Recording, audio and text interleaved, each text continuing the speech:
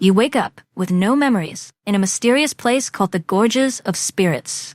Two resonators, Lingyang and Qixia, rescue you and call you Rover because you cannot remember your real name.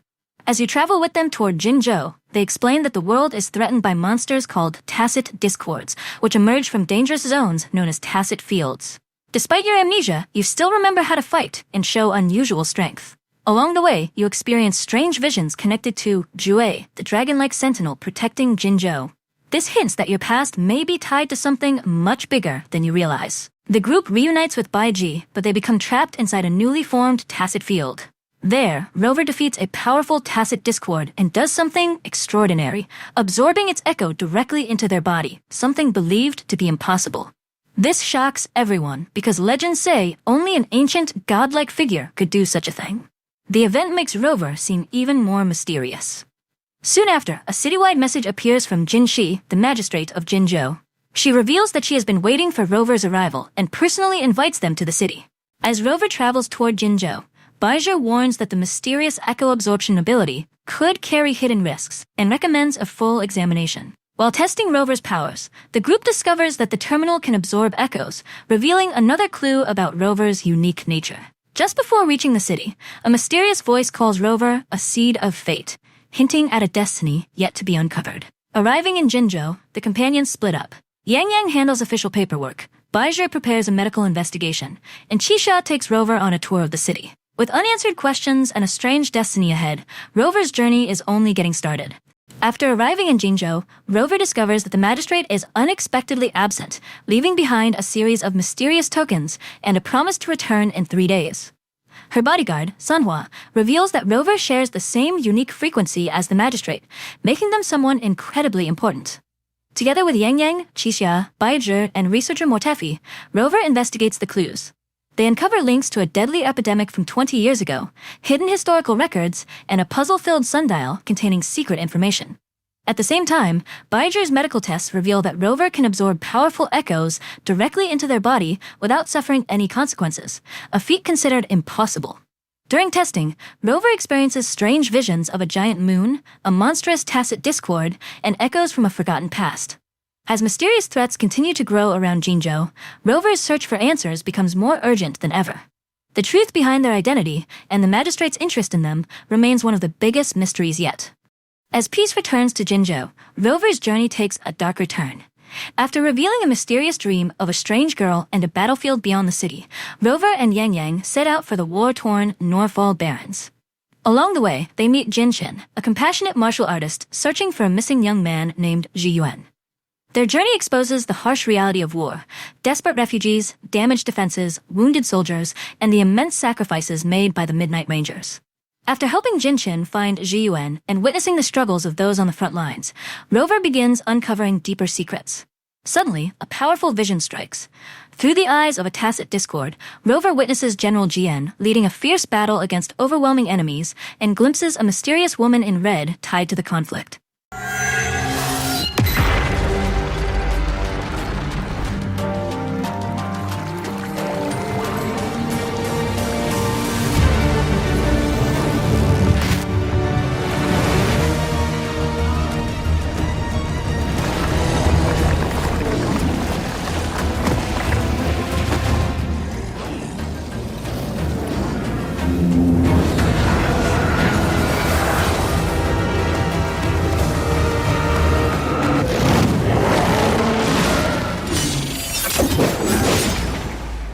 General!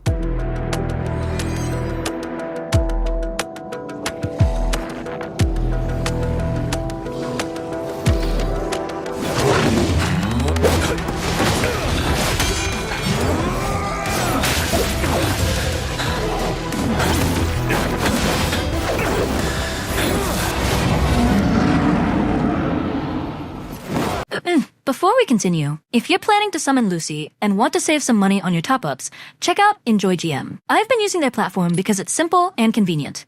Instead of paying full price, you can get discounts of up to 19% compared to official prices. For example, the $100 pack can be as low as $81 depending on your region. The best part is that the process is super easy. You only need your UID and server region. There's no password, no account login, and no risk to your account. New users can also claim an extra 8% coupon through my link below, and you still receive the same first top-up bonuses available in-game. For security, EnjoyGm is PCI DSS certified and has a strong reputation with many positive reviews on Trustpilot. If you're interested, check out my link in the description and pinned comment. Grab your discount, and good luck with your Lucy pulls. As the vision fades, a new clue emerges, pointing toward Kichi Village, and perhaps the key to Rover's lost memories. Following the clues left by Jinshi, Rover and Yang arrive at the ruined Kichi village, where a dark mystery lies hidden beneath the ashes. Strange traces reveal a forgotten ritual, signs of violence, and a bizarre tacit discord that speaks with the voice of a lost human soul. As they investigate, Yang uncovers evidence pointing to the Fractsidus, a dangerous cult obsessed with merging humans and tacit discords. Soon, the infamous Overseer Scar appears. Rather than attack, he traps Rover in a twisted game of riddles and stories, forcing them to uncover the truth behind the village's destruction. Piece by piece, a tragic tale emerges. A village seduced by promises, consumed by greed, and driven to sacrifice its own people. At the center was a young girl who only wanted to save her home, but instead became a victim of fear and betrayal. After defeating Scar's illusion, Rover and Yang uncover the hidden ritual site and the girl's final diary, revealing the heartbreaking truth behind the massacre. Following hidden clues left by Magistrate Jinshi, Rover discovers a secret path to Jinzhou's Grand Library, where answers about their forgotten past await. But it was all part of a trap to capture Scar. Shreds. Thought you'd seem a bit more surprised. I wonder why.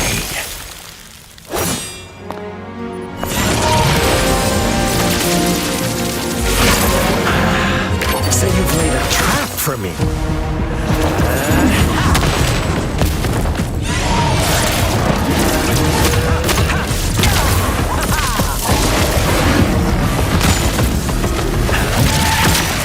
Interesting. Do you really think you can trap me here? You will not escape. What a shame I can't stay and play with you a bit longer. Till we meet again, dear friends. You're not going anywhere. As secrets unravel, Rover learns of an ancient connection to Jinzhou's history, the missing sentinel Jue, and a looming catastrophe, the resurrection of a Threnodian that could threaten all of humanity. After meeting with Magistrate Jinshi, Rover learns about a strange organization known as the Black Shores. But finding them won't be easy, as dark storms gather over Jinzhou and tacit field activity begins to spike. Rover shares what happened with Yang, Qixia, and Baizha. While discussing recent events, they uncover an important piece of Jinzhou's history, the tragic battle beneath the crescent. Years ago, the legendary General Goshu Lin led an assault against the powerful Threnodian, Overthrax.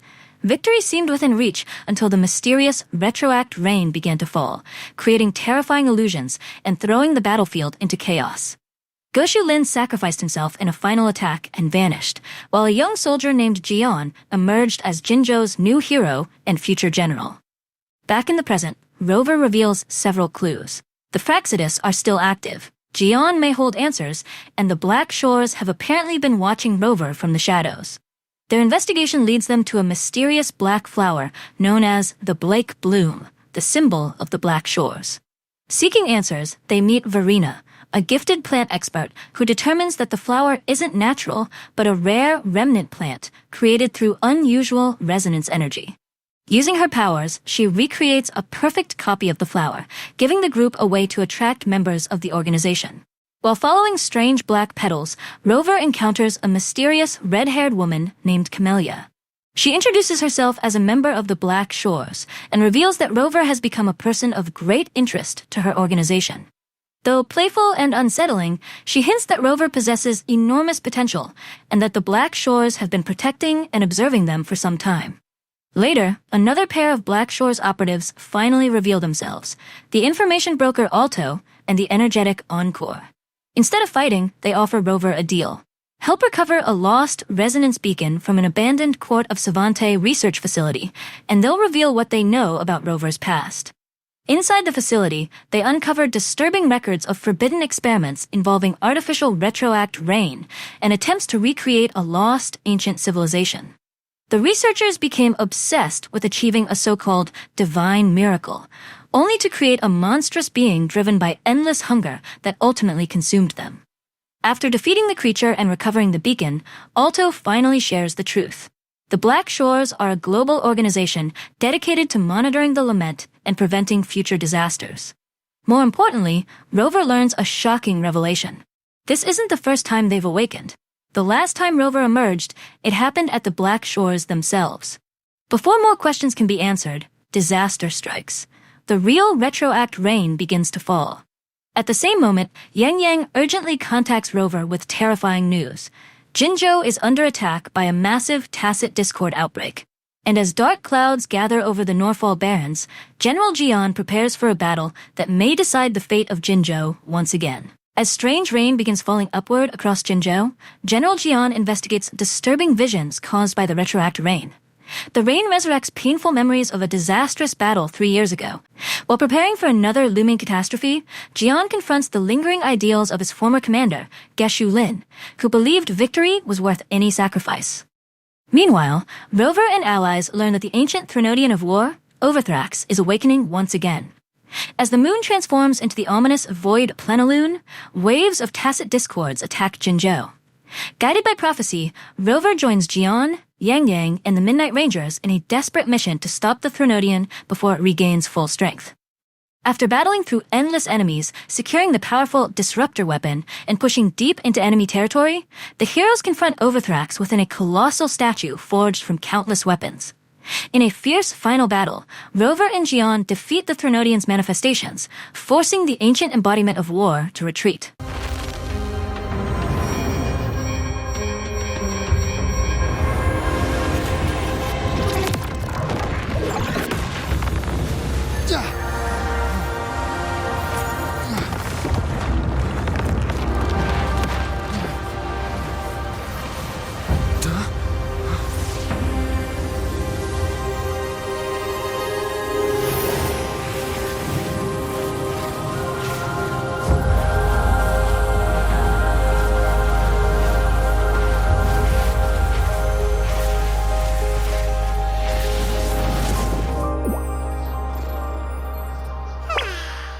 Food.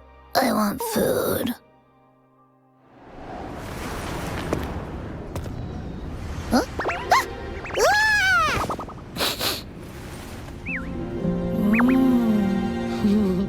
As the rain finally ends and sunlight returns, Jinzhou is saved, proving that hope, trust, and unity are stronger than endless conflict. After the battle in Norfall Barrens, Rover's friends finally meet the mysterious creature that emerged from inside them. Baizha's research reveals it's a unique, echo-like being, connected directly to Rover through a powerful, symbiotic bond. The tiny creature admits it remembers nothing about its origins, leaving Rover's past as mysterious as ever. When the group asks for its name, Chisha suggests a series of ridiculous titles, but Rover jokingly calls it Abby. Surprisingly, the creature loves it and officially adopts the name. The group then tries to learn about Abby's powers, but Abby can't recreate the incredible ability that helped defeat the Threnodian. With more questions than answers, Rover decides to wait for Jinshi and Sentinel Jue, hoping they can finally reveal the truth behind both Abby's origins and Rover's forgotten past. While relaxing in Jinzhou, Rover tells Abby about a new dream involving Sentinel Jue and a mysterious place called Mount Firmament, where time seems to flow differently and people lived safely behind the Sentinel's protection. After overhearing the conversation, locals explain that Mount Firmament is a legendary mountain shaped like Jue itself, hidden beyond dangerous sea mists. Abby also senses a strange energy coming from that direction. Seeking answers, Rover visits City Hall and learns troubling news. Jinshi has gone alone to Mount Firmament to search for the missing sentinel and hasn't been heard from for days. With fears that both Jue and Jinshi may be in danger, Sanhua urges Rover to find a special wayfinder who can guide travelers through the mountain's treacherous terrain. Determined to uncover the truth, Rover and Abby set out for Mount Firmament. After learning that Magistrate Jinshi has vanished while searching for the missing Sentinel Jue, Rover travels to the mysterious Mount Firmament alongside the wayfinder, Changli. The mountain is unlike anywhere else in Huanglong. Time itself has become unstable, causing strange distortions that threaten both its inhabitants and anyone who enters. As they journey deeper into the mountain, Rover and Changli uncover remnants of the ancient court of Savante, a civilization that mastered time manipulation technology through devices known as chronosorters. Their investigation leads them to Hongjin and later Truthseeker's Pass, where they discover records describing the Second Resonance Awakening, a dangerous process capable of granting a resonator power rivaling that of a sentinel. Following Jinshi's trail, the pair learned that Jue has been trapped inside the Mianlong chamber by a Fractsidus scheme using ancient court technology. Worse still, Jue's deteriorating condition is the very reason time across Mount Firmament is spiraling out of control. Eventually, Rover reunites with a weakened Jinshi. Despite the risks, she resolves to confront Jue herself. Ancient prophecies foretold a battle between Magistrate and Sentinel in the distant future, but with Jinzhou in danger, Jinshi chooses to face that destiny now.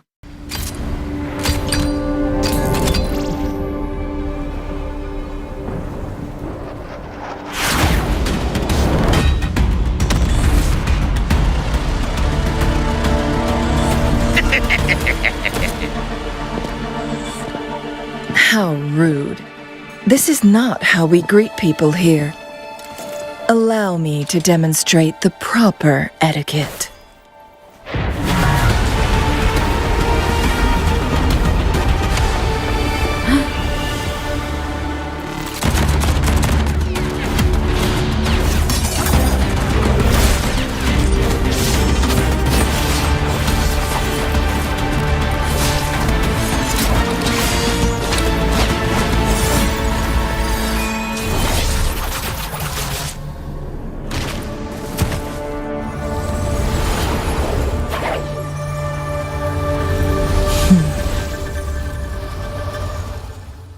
Together, they unlock the Mianlong chamber and reach the summit of Mount Firmament, where Jue awaits.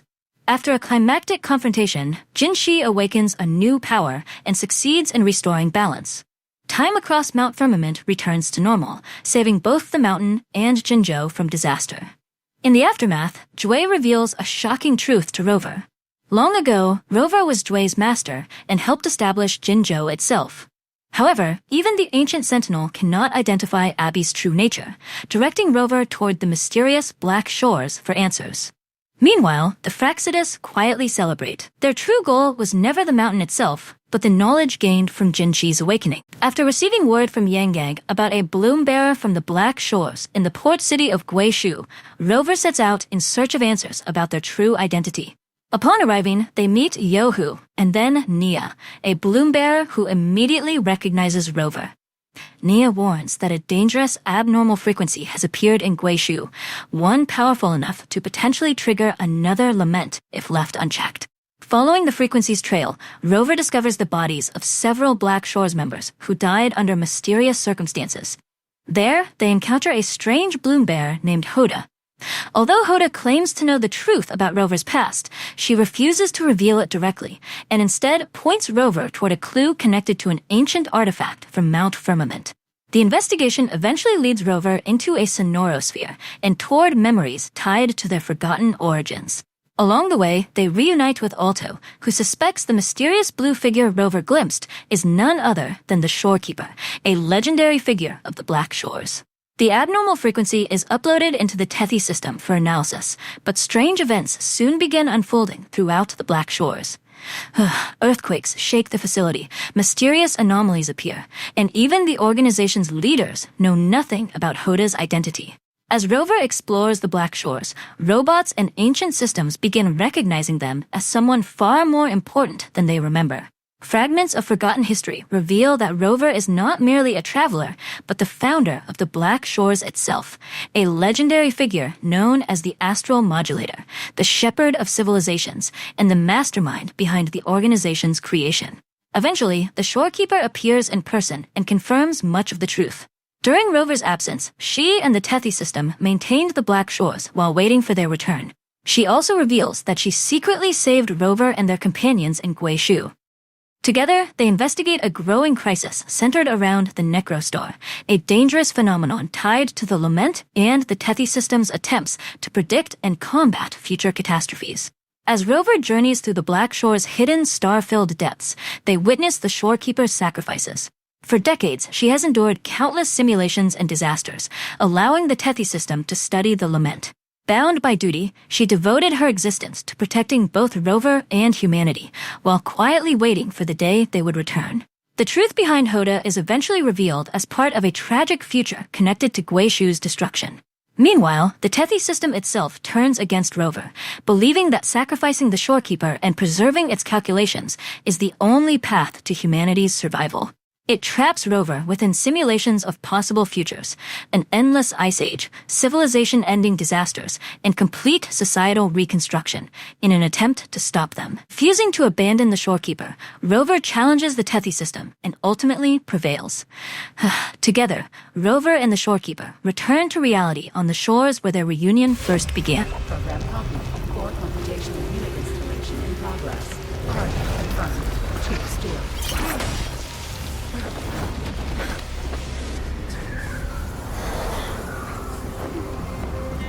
Hold on. Don't let go. Initiating master command.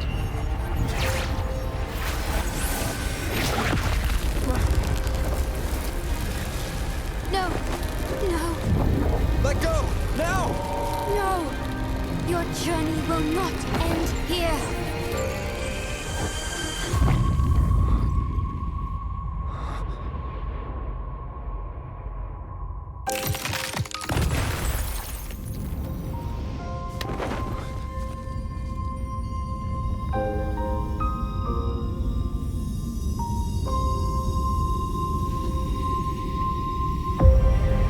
Tell me this story later, when we meet again. Farewell.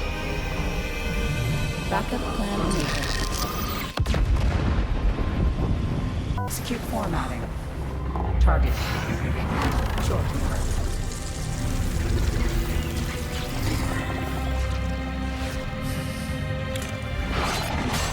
Formatting.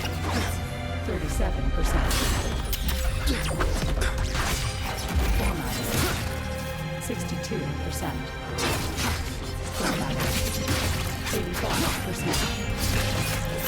Formatting. Recording for reviewing new composition. Only this ensures system continuity. It is the only way to defeat the lament. You'd better. Let her go!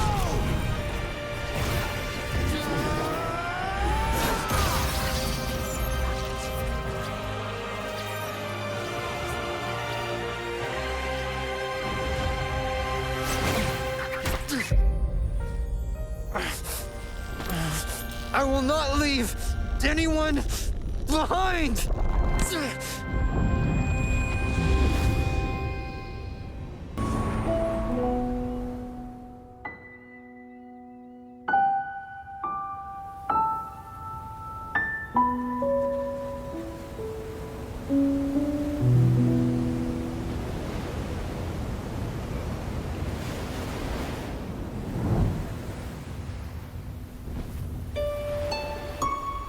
No. You shouldn't be here. If you get integrated into Tethys, you won't be yourself anymore. That won't be a problem. Tethys and the Black Shores will find another way. Someone kept this from me, didn't they?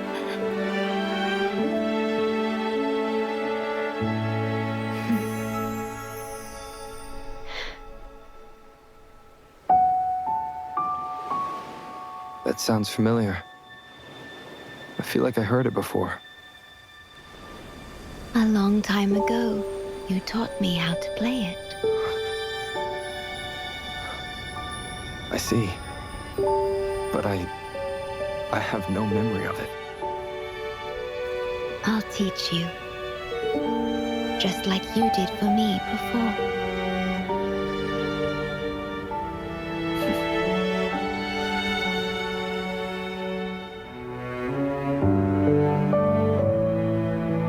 The shorekeeper finally confesses the secrets she had hidden and expresses her gratitude for being saved. With the Tethi system restored to its proper purpose and peace returned to the Black Shores, Rover leaves with a deeper understanding of their past, while new mysteries surrounding Abby and the future still remain unresolved. After receiving an urgent call from Shorekeeper, Rover returns to the Black Shores and learns that Abby's condition is worsening. Its frequency is weakening, causing increasing hunger and fatigue. While searching for a solution, Shorekeeper uncovers a hidden record left behind by Rover's past self. The message reveals that many records about Rover were intentionally erased and points toward a mysterious being known as Imperator, the Sentinel of Renecita, as the key to helping Abby. With an invitation from the influential Montelli family, Rover sets sail for Renecita. During the voyage, a giant sea creature suddenly attacks through the fog, but a charismatic captain named Brant comes to the rescue. He introduces Rover to the vibrant troupe of fools and shares stories about the upcoming Carnivale, Renecita's grand festival where the Sentinel's chosen laureate can hear Imperator's voice. Upon arriving in Ragunna, Rover discovers a city built around devotion to Imperator. Echoes are everywhere, serving as boats, workers, and companions. Guided by the acolyte Phoebe, Rover learns of Renecita's history, the powerful Order of the Deep, and the Genesis Nexus that grants citizens access to Echoes. Abby remains fascinated by this land of Echoes, while Rover seeks clues about Imperator and a way to save Abby.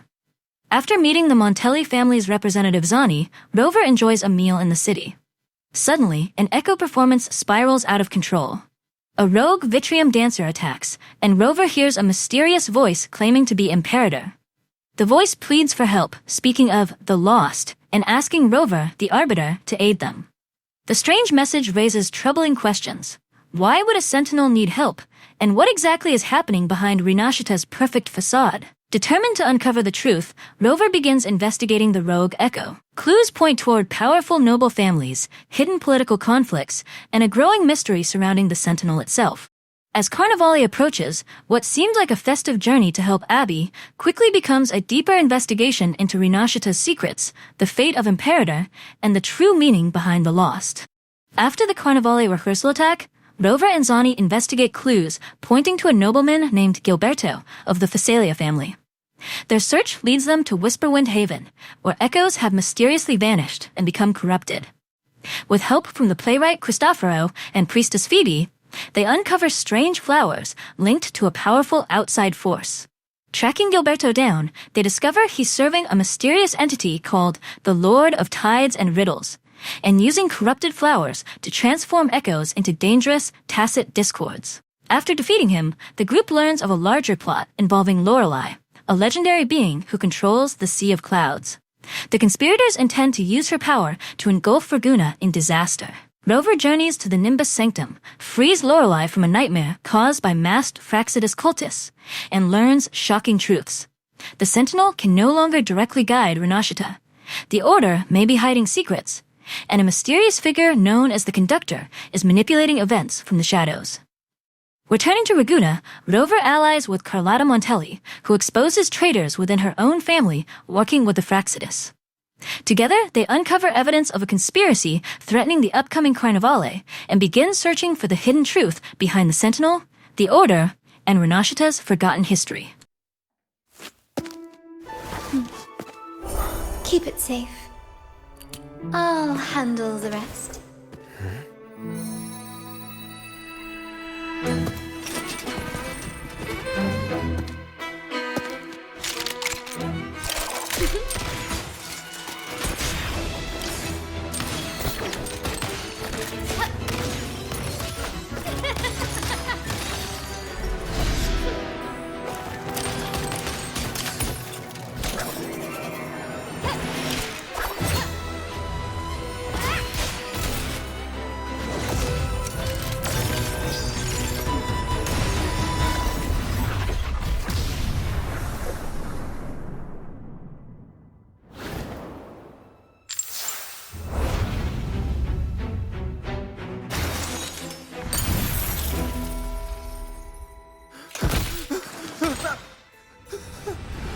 Speak.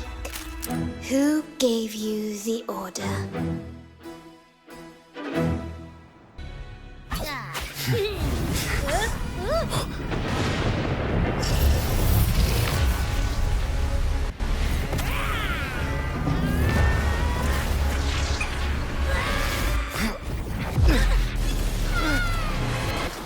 After being attacked by a mysterious dragon and separated from Abby, Rover awakens on the cursed island known as Penitent's End. There, Rover meets Roccia, who reveals that this mist-covered land was once a sacred pilgrimage site before it was consumed by the Dark Tide. The island is now haunted by reverberations, lingering echoes of the dead that wander the fog between life and becoming tacit discords. As Rover and Roccia travel through the mist, they encounter friendly golden phantoms, spirits formed from the final wishes of those who died. These lost souls guide travelers through the fog, but their existence is temporary. Eventually, they too will be consumed by the darkness. The journey soon reveals a horrifying secret behind Raguna's holy pilgrim sail. Rather than leading sinners to salvation, the pilgrimage is a death sentence. Those branded as fools by the Order are exiled and abandoned to die on this forsaken island. The pair reunite with Brant, who has been rescuing stranded pilgrims. Together, they learn that the Order's promise of redemption is a lie. The so-called sacred pilgrimage ends only in suffering, while the survivors are secretly sheltered by the Troop of Fools, a community of exiles who refuse to be forgotten. Their goal is simple: preserve hope, freedom, and joy in a society increasingly controlled by fear. Climbing toward the sacrificial arena, the group confronts the Dragon of Dirge. During the battle, Abby suddenly returns and reveals a shocking discovery. By devouring part of the dragon's frequency, Abby uncovers memories showing that the Order manipulated the creature, accelerating its decay and turning it into a weapon of judgment against the people. Rover realizes the dragon wasn't acting on its own. It was being controlled. Even more disturbing, evidence points toward cooperation between the Order and the notorious Fractsidus. The same licorice flowers linked to earlier disasters are found behind the attacks.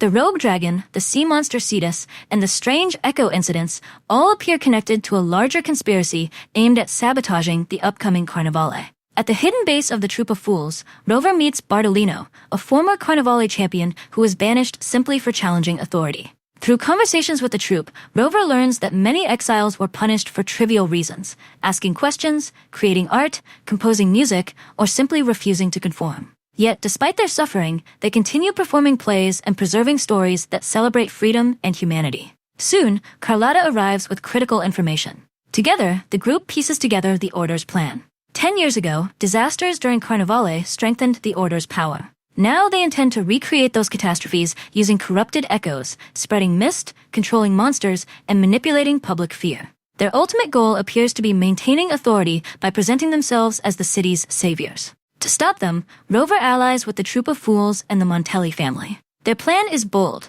participate in the Carnivale, win the laurel, meet the Sentinel Imperator directly, expose the truth, and restore freedom to Raguna. As the festival begins, the city erupts in celebration. But hidden among the crowds, Rover spots Phrolova, signaling that the final confrontation is about to begin. Let's go. Let's celebrate together.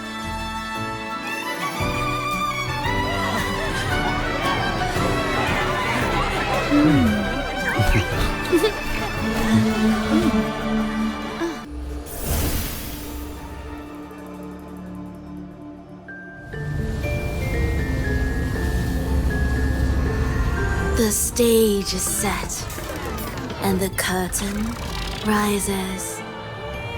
Actors, the moment to dazzle has arrived.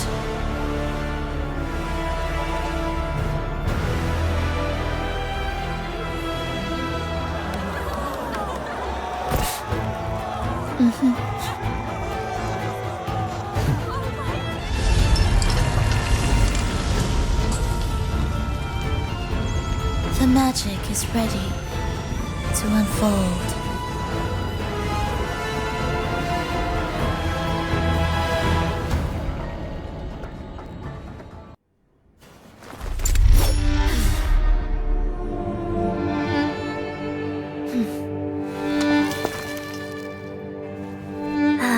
Come now, let us embrace the grand climax of this revelry.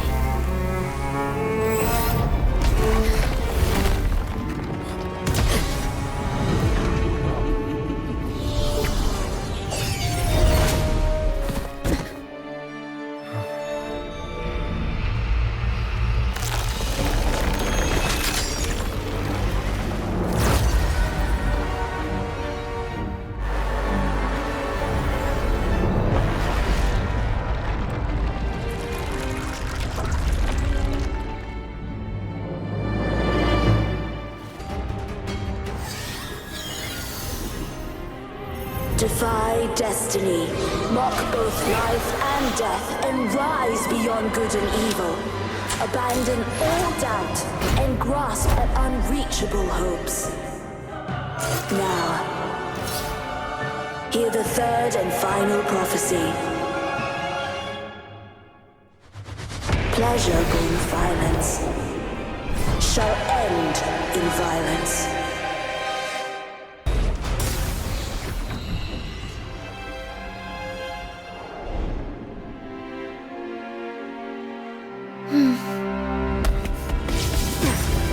What a pity. The prophecy says the king will not take his final bow in this act. Reality beckons. Have you glimpsed the truth in this dream? 2 prophecies fulfilled, but the third? I await to see how you will rewrite it.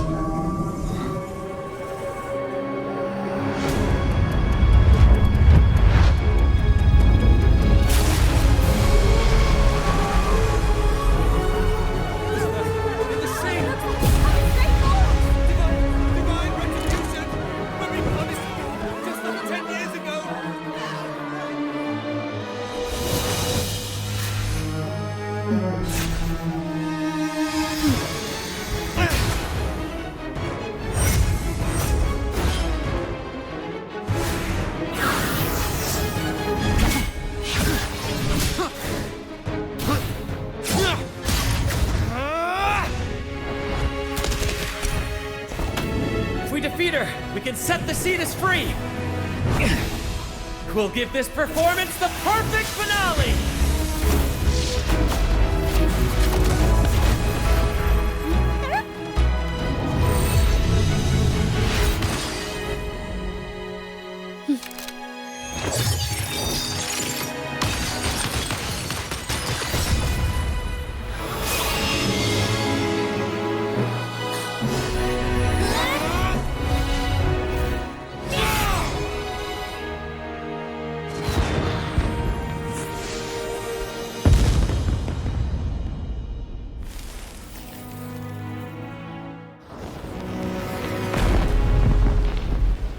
Splendid performance.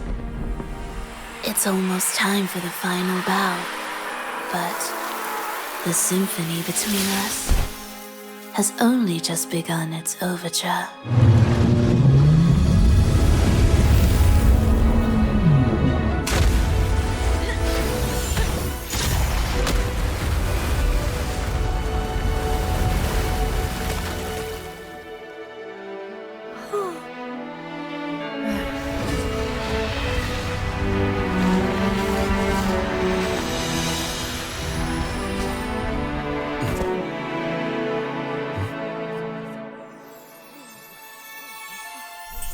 After Phrolova is defeated and the carnival is saved, the people of Ragusa celebrate what they believe was an incredible performance, unaware of the deeper truths behind the chaos. During the celebration, Rover hears the voice of the sentinel, who reveals that they are trapped in an inverted tower beyond the clouds, and urges Rover to seek a mysterious girl known as the Lost One. Soon after, Rover encounters a blonde girl named Cartefia, but strangely, nobody else can see her. Investigations with Carlotta reveal a shocking possibility. Cartefia was the original name of the legendary blessed maiden Fleur-de-Lis, who supposedly died 20 years ago.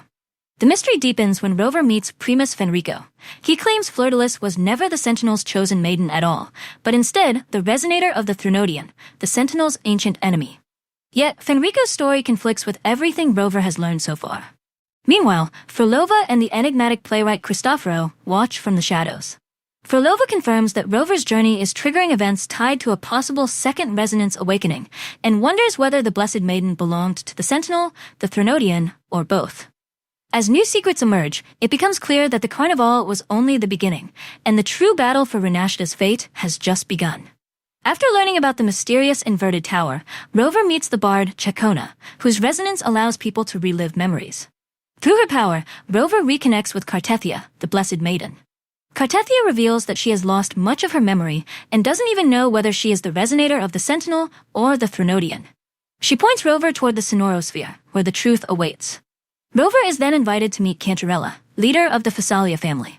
Contrary to popular belief, she claims the Sentinel Imperator was corrupted long ago and merged with the Thronodian Leviathan. According to her, the peace of Renecita is built on hidden lies. She reveals that the legendary sword Tyrvine contains Imperator's remaining power and was meant to find a chosen blessed maiden capable of saving the Sentinel. Together, Rover, Cantarella, and Cartethia enter the sonorosphere of Avenolium and begin unlocking the seals of the inverted tower. As they place 3 sacred swords, forgotten memories return. The truth is finally revealed. Cartethia was created by Leviathan itself. Her resonance triggered the second dark tide, and to resist corruption, she split herself into 2 beings. One half became Cartethia, who fought for humanity, while the other became Fleur-de-Lis, who remained as Leviathan's vessel. Cartethia believes the only solution is to merge with Fleur-de-Lis and die alongside the Thronodian. But Rover refuses to accept her sacrifice. Instead, they choose to fight fate directly. As the final battle begins, Fleur-de-Lis fully embraces Leviathan's power and challenges Rover. During the fight, Cartethia attempts a second resonance awakening to save Rover, but fails, sacrificing herself and entrusting her power, hopes, and future to Rover. Empowered by her final gift, Rover defeats Fleur-de-Lis and finally meets the last consciousness of Imperator.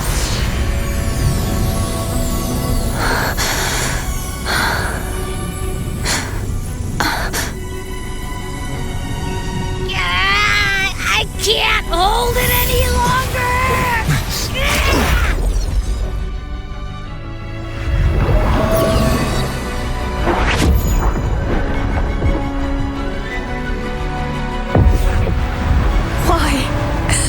Why are you doing this? Neither Cartethia nor Fleur-de-Lis should continue to exist.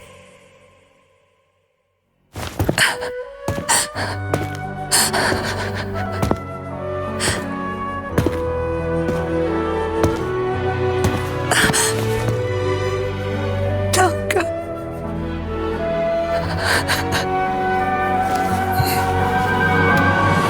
I heard your request. But I prefer to handle this my way.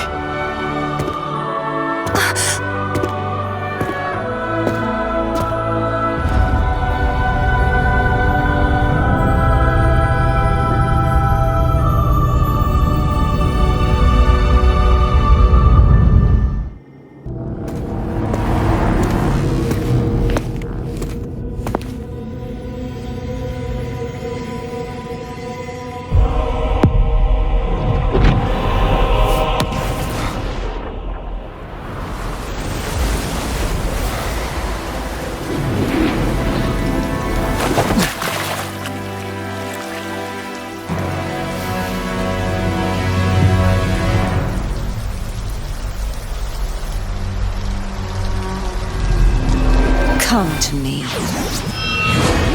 mighty God Killer.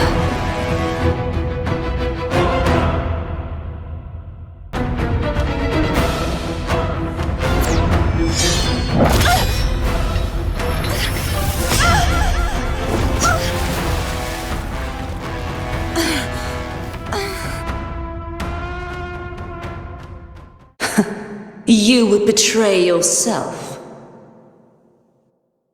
No! This is not betrayal!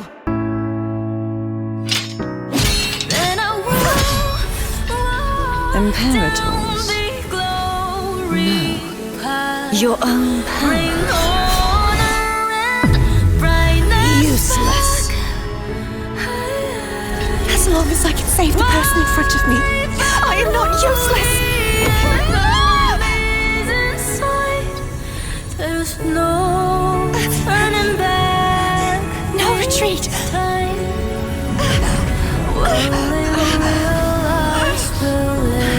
At least break, damn it!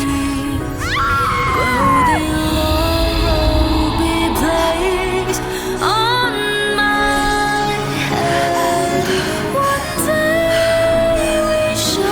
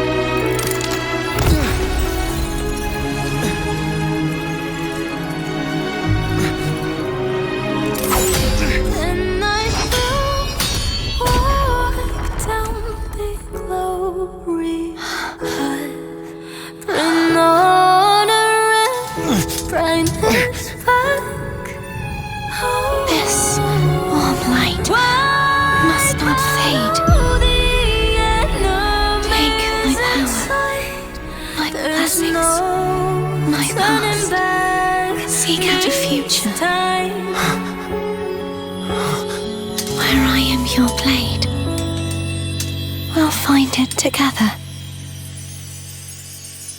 Righteous one.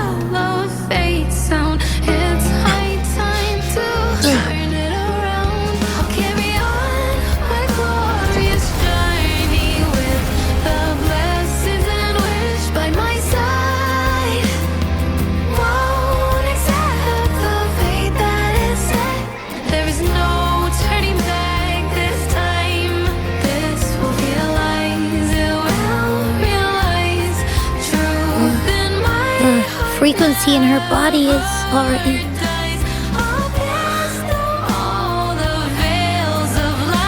Arbiter, despair not, for all is not. The Sentinel reveals that its true plan was to use multiple resonators to create a contradiction that would destroy Leviathan from within. Although the original plan failed, Rover's actions succeed where it could not. With Leviathan defeated and Imperador passing on peacefully, Cartethia is restored and becomes whole once more. Free from her tragic destiny, she vows to grow stronger and one day become Rover's savior, just as Rover became hers. Meanwhile, Cantarella thanks Rover, and the long nightmare surrounding the Sentinel, the Threnodian, and the Phasalia family finally comes to an end. Following Cartethia's disappearance, Rover tracks a faint trace of her energy to the nation of Septimont. There, strange visions reveal Cartethia confronting the legendary Guardian Arsinosa, a half-lion warrior. While searching for answers, Rover meets Lupa, a rising gladiator who has abandoned her corrupt noble sponsors. Sensing a connection between her and Cartethia, Rover joins forces with her and enters the Great Aegon, Septimont's grand gladiatorial tournament. As Rover and Lupa advance through the competition, mysterious events begin unfolding. Echoes behave strangely. Traces of dark tide energy appear, and Rover repeatedly sees Lupa briefly transform into the image of Maya, a famous gladiator who vanished 20 years ago. At the same time, the enigmatic Buling provides visions from the past, revealing corruption, manipulation, and bloodshed hidden beneath Septimont's glorious arena culture. The mystery deepens when Phrolova appears in Rover's dreams, warning that Lupa will trigger a new dark tide within 3 days. During the tournament, reality itself begins to distort, forcing Rover and Lupa to fight through echoes of the brutal, bloody Aegon from Septimont's past. Though they emerge victorious, the anomalies go unnoticed by the cheering crowds. Meanwhile, far from the spotlight, Cartethia pursues her own battle against the mysterious playwright Cristoforo. Unknowingly, Rover and Cartethia fight on parallel fronts, one in the light of the arena, the other in the shadows of fate. As Septimon's secrets unravel, it becomes clear that the tournament is only the beginning of a much greater conflict yet to come.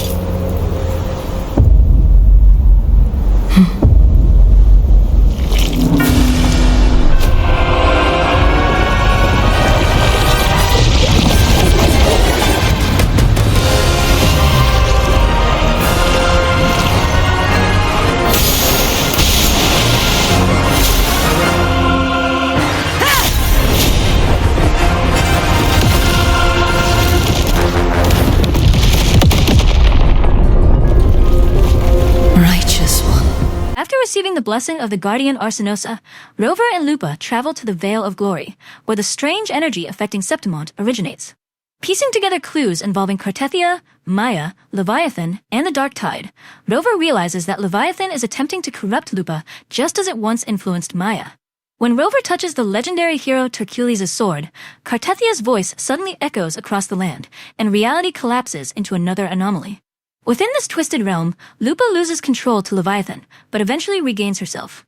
As forgotten memories return, she remembers Cartethia, the destruction of Septimont, and the mysterious Realm of Plays. Following Cartethia's guidance, Lupa investigates the flooded Old District and uncovers the truth about Maya. Long ago, Maya was a creation of Leviathan, who resisted its control and sacrificed herself by plunging into the sea. After Leviathan's defeat at the Inverted Tower, its lingering power took refuge within Maya's remains, allowing the playwright and Phrolova to continue their schemes.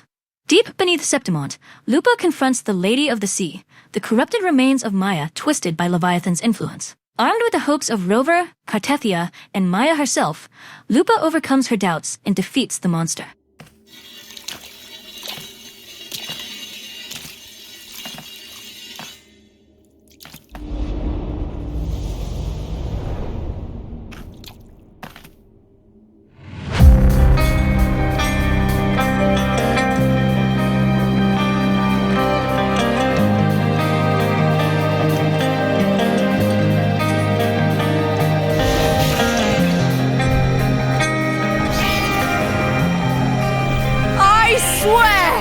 By the eternal sun, I will slay you!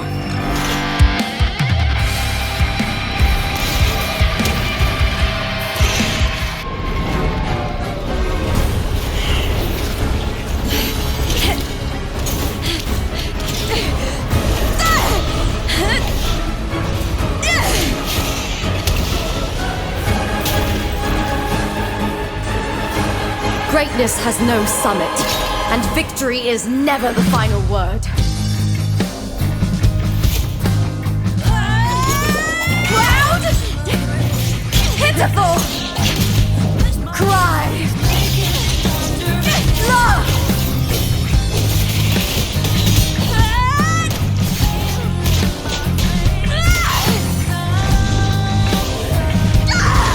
Race to the finish!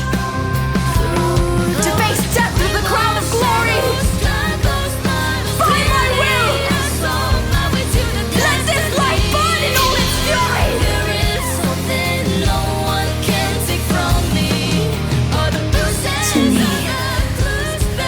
no greater joy in this world.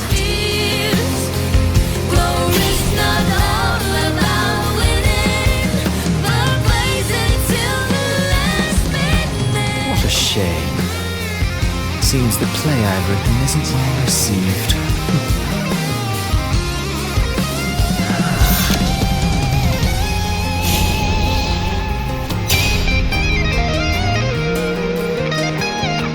What are you two plotting in Renecita? Oh dear madam. Let's leave some mystery for the next chapter, shall we? There is something no one can take from me.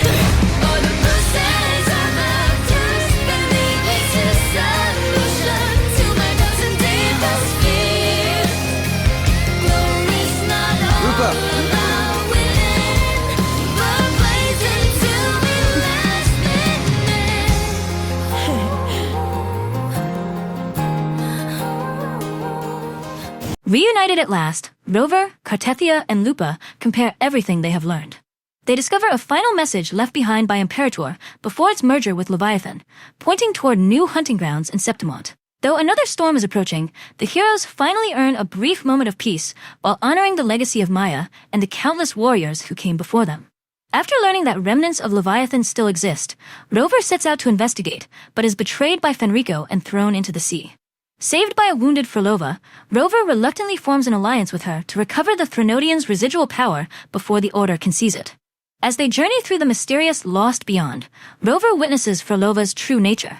Beneath her calm exterior, she is haunted by constant hallucinations, memories, and the voices of the dead. Through abandoned records and visions of her past, Rover discovers her obsession. She has spent years trying to restore the dead by merging human consciousness with tacit discords, creating the Lost Beyond as an experiment to defy death itself.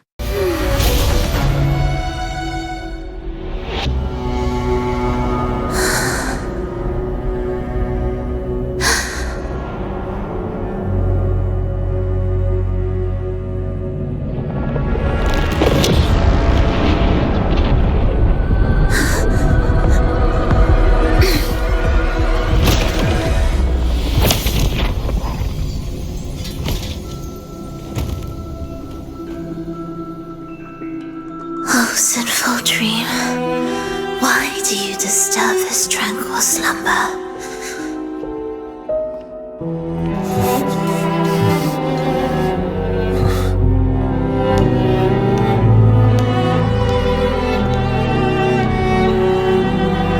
The weeping child lingers no more. Instead, she raises her hand and claims that vaporous drop.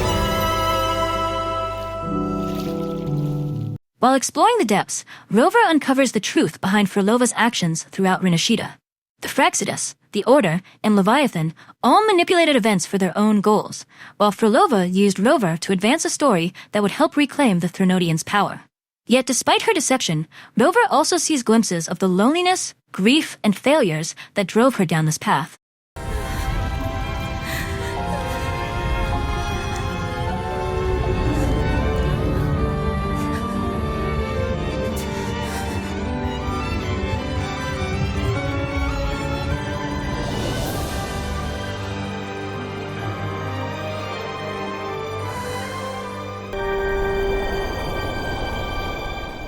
The journey ends with a confrontation against Fenrico, who has become a puppet of Leviathan.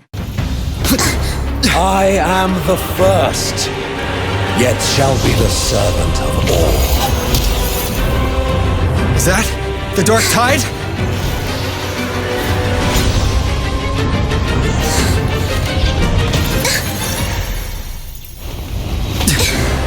Does it work? I remain here to guide the lost. And bring true peace to Raguna.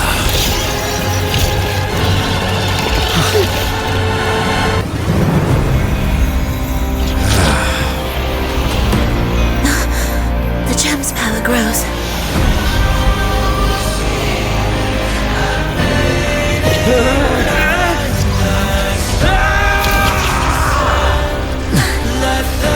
Salvation.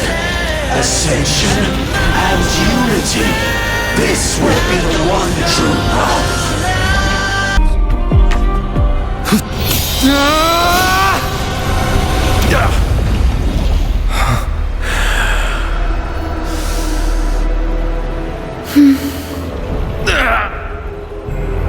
Fenrico, stop! The Thenodian is using you! You are the harbinger of the dark tide! Absurd! I stand against it! How could I ever be his puppet? O Sentinel, return the souls in darkness to this world. Let all wills be made one.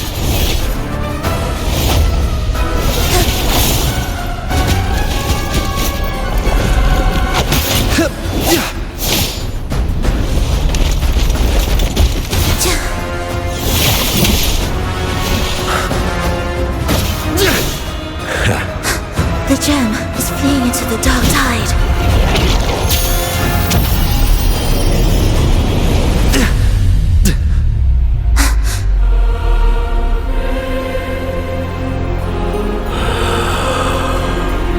After defeating him, Fenrico sacrifices himself to seal a gateway connected to the dark tide and warns Rover that the true threat is no longer Leviathan, but something called the Journeying Paradise.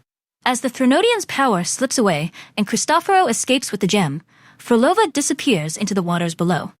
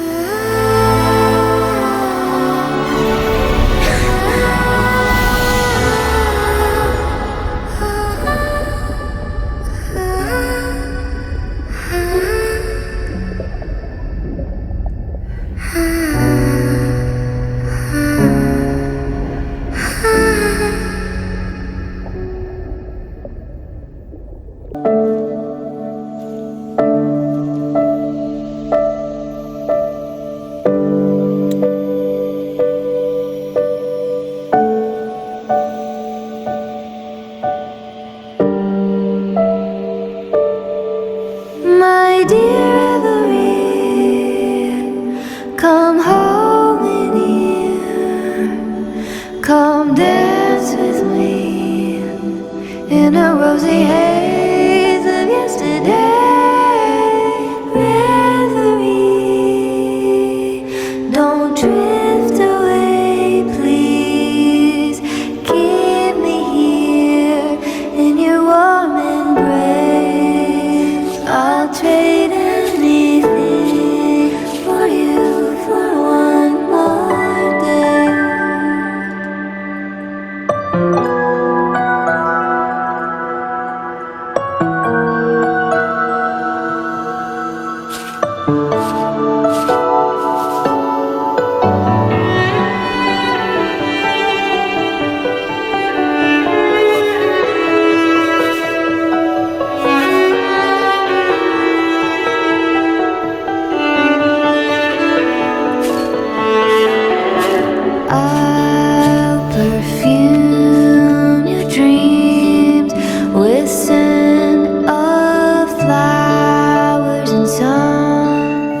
However, Rover soon discovers a hidden path and learns a final truth.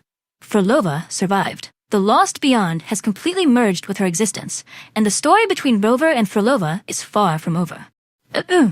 Rover receives an urgent letter from E4 Augusta, who invites them to join Septimon's legendary hunt against the Dark Tide. After proving their strength, Rover learns that the hunt is more than a tradition. It's the city's only defense against the monstrous Tacit Discords, threatening to consume the Sanguis Plateaus. Augusta also promises to help Rover reach the Earthrend Wedge, a sacred site tied to the Sentinel's relic, and Rover's personal mission. As the hunt begins, Rover joins Augusta, Avidius, and Priestess Yuno. They pursue the powerful Chorosaurus, Tyrannos, while deploying anchor obelisks to trap it near the Earthrend Wedge. Along the way, political tensions surface as Avidius is viewed as a possible hero of heroes, challenging Augusta's leadership.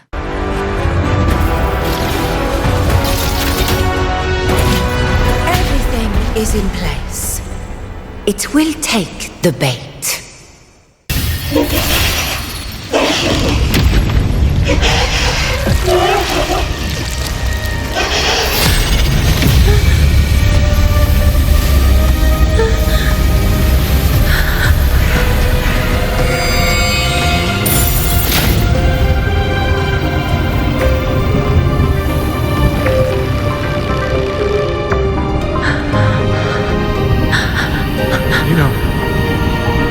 You know.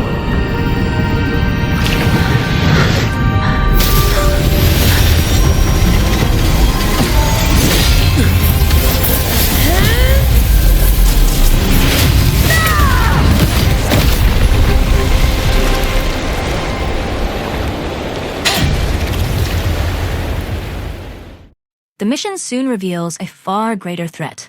The Dark Tide is creating a mysterious being known as the False Sovereign, capable of absorbing immense power and eventually destroying the Earthrend Wedge. Yuno reveals terrifying visions of Septimon's destruction and Augusta's death, while explaining that fate itself may be impossible to escape. Determined to defy destiny, Augusta rallies the gladiators for one final campaign. With help from Bueling in the Black Shores, the team tracks the Sovereign to the ruined Murmurstown, where the fate of Septimont, and perhaps all of Renecita, will be decided.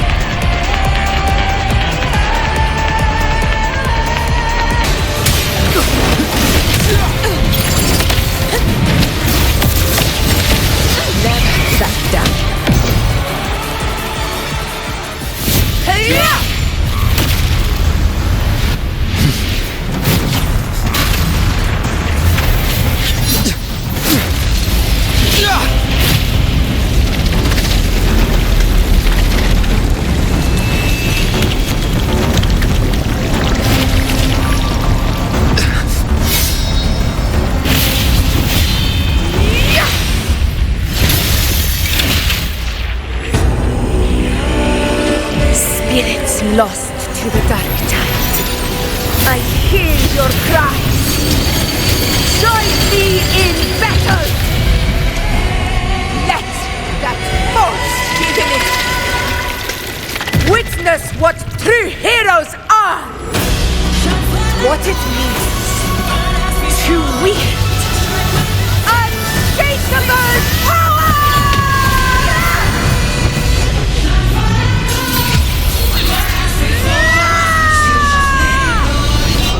We ride with roar!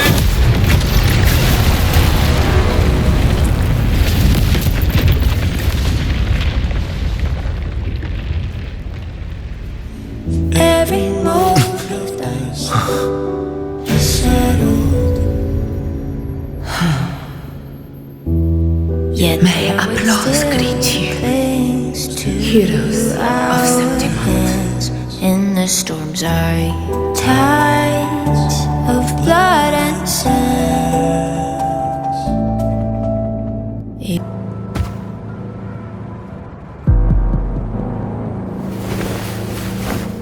What a beautiful ending, my near-perfect protagonist. I must confess, even I didn't see this coming.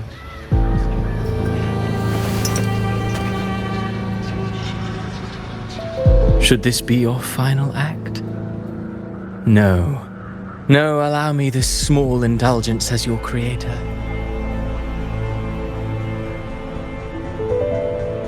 The quill of fate may be sharp and cold, but still I want to see how far the soul I created can go.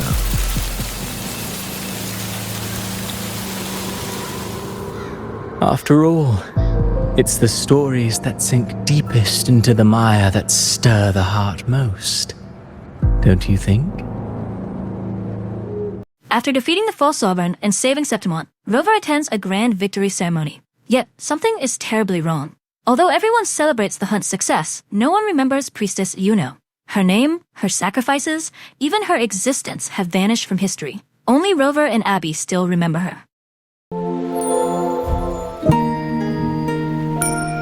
Yuno.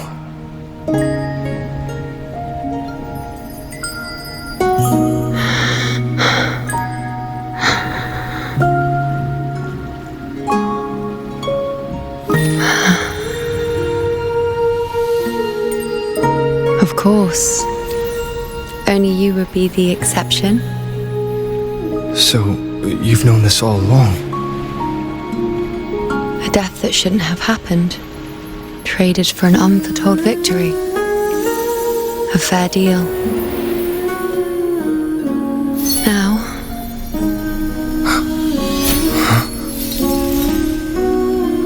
I am but a fading sliver of moonlight. I'm sorry, but... even I fear being... forgotten. Searching for answers, Rover learns from Lilibet that history itself has changed. Ancient records claim Yuno died 3 years ago, creating a contradiction between memory and reality. Refusing to accept her disappearance, Rover resolves to bring her back by entering Chaos, the mysterious realm between existence and non-existence. Guided by the fading light of Yuno's Lunarum bracelet, Rover follows her fragmented spirit deep into Chaos. There, memories of Yuno's past begin to unfold. Once hailed as a prodigy destined to become a great priestess, Yuno spent her life struggling against prophecies that foretold inevitable tragedy. Rather than simply accepting fate, she believed humanity's greatest strength was the courage to challenge it.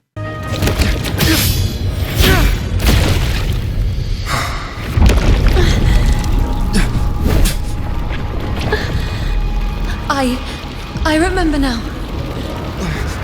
This is the place where it all began. It's also where it ended. It's okay. Run! Over!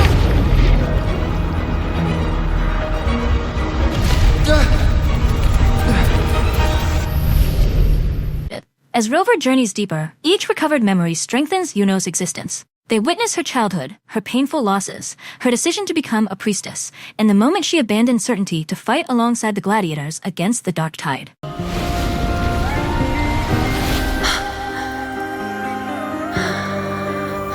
No.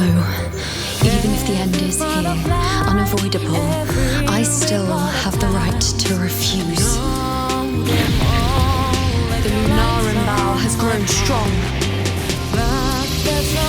From now on, I need no one's guidance. Because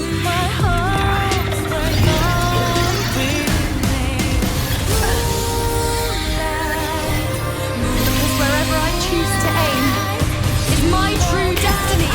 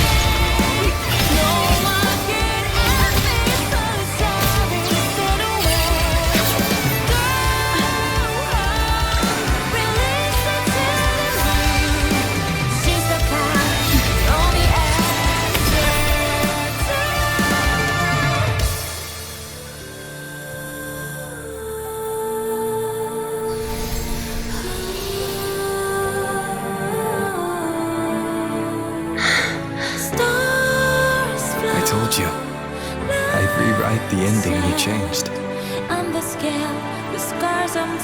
Slowly, the fragments of her soul begin to reunite. Finally, Rover reaches Yuno herself. She remembers everything and chooses to help rewrite her own fate. Together, they confront the ending that once erased her from existence. When Rover returns from chaos, subtle changes ripple through reality. Ancient records have been rewritten, and people begin speaking of a mysterious girl with twin blue ponytails. For the first time, there's hope that Yuno truly exists once again. The story ends with Rover stepping into the celebrating crowd, searching for the friend that the world had forgotten, and hoping this time, fate itself has finally been changed.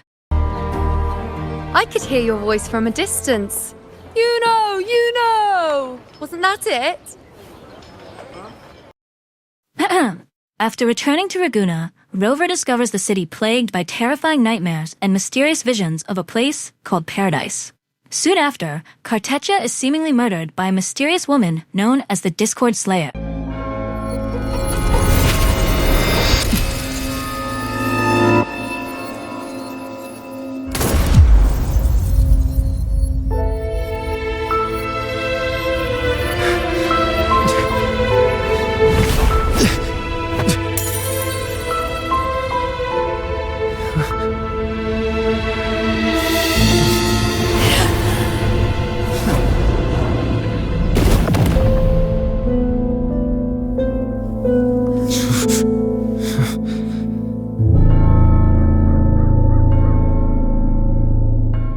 While strange, dark-tide creatures begin appearing across the region. Determined to uncover the truth, Rover teams up with Avidius and eventually confronts the Discord Slayer, Galbrina.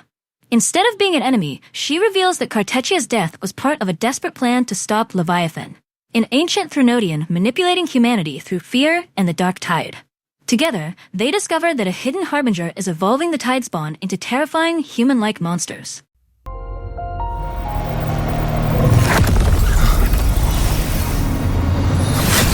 Avidius, you have received the blessing of my master. Serve your true divinity. I shall never back down!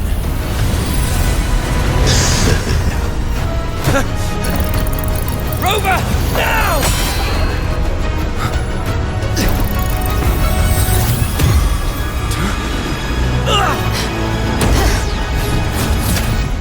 Their search leads to Avidius, who becomes corrupted by the dark tide and transforms into the legendary Mad King Caligula.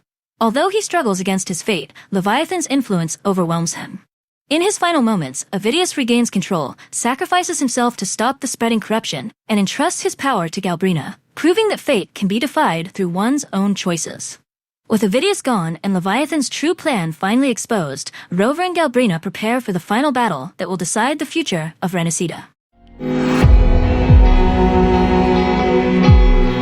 I want it to be a story that gives people hope.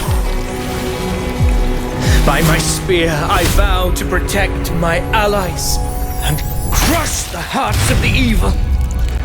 I will absorb all of the Tidespawn. Kill me and the calamity ends here. Avidius!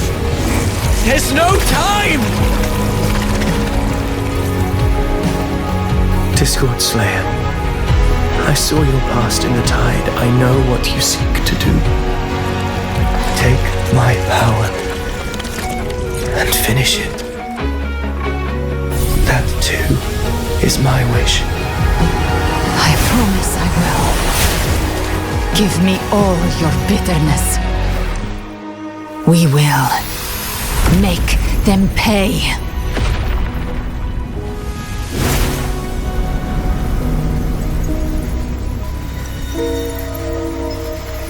Pathetic as he was, in his final moments, he outran his fate. Now, why greet our reunion with animosity? Before the tides of fate, we are all but players on a stage.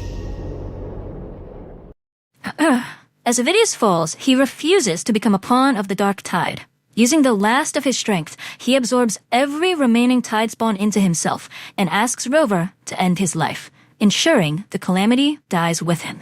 Before his final breath, he entrusts his power and his dream of a hopeful future to Galbrena, who vows to finish what he started. The mysterious playwright Cristoforo then reveals the devastating truth. Avidius was never the true harbinger of the Dark Tide. He was only a carefully crafted decoy, created to hide Leviathan's real vessel. Although born from lies, Avidius proved his humanity through his choices, ultimately defying the fate written for him. As Rover mourns his sacrifice, strange hallucinations begin to appear. Leviathan's whispers pull Rover into terrifying visions, forcing Galbrena to intervene. She finally uncovers the truth that changes everything. Avidius was only a distraction. The real harbinger has been standing beside them all along. Rover is Leviathan's chosen harbinger of the Dark Tide. After the battle in Raguna, Rover learns the horrifying truth behind the Dark Tide. Cantarella and Galbrena reveal that Leviathan isn't just an ancient monster. It was born from humanity's fear, despair, and desire for a perfect afterlife. For centuries, it has manipulated Renecita's people, feeding on their emotions to create the false paradise known as the Journeying Paradise. Even worse, Leviathan has chosen Rover as its harbinger, hoping to use them to spread its influence across the world. The crisis soon reaches Septimont. Without warning, the Dark Tide erupts across the region. An intelligent Tidespawn launch coordinated attacks against the city's defenses. Rover joins Augusta, Yuno, and the Septimont gladiators to protect the Encore obelisks, barely holding the line as Leviathan adapts to every strategy they use. Just when defeat seems inevitable, allies from Raguna and the Black Shores arrive to reinforce the front. Together, they uncover Leviathan's true plan and devise one final gamble. Rover will enter the Journeying Paradise first, activate an ancient anchor stone, and create a path for everyone else to follow. Armed with unwavering resolve, Rover and Abby leap into the Dark Tide itself. Inside the paradise, Rover reunites with Galbrena and uncovers her tragic past. Once a gifted resonator, she sacrificed everything to wield the Dark Tide against itself, becoming humanity's greatest hunter. She reveals that Leviathan can only be defeated if it is first anchored into reality, using Cartethia's humanity as bait. All this time, your eyes fixed on the tide. Never once did you see the threat in the sky. Annihilation. Right on time!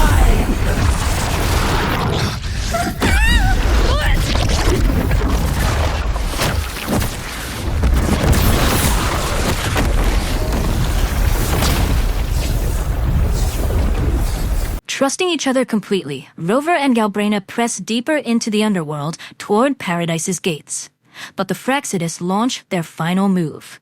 Charon, revealed as Schwarzlock, destroys the anchor stone and mortally wounds Galbrena while the Dark Tide engulfs Septimont. It should be enough.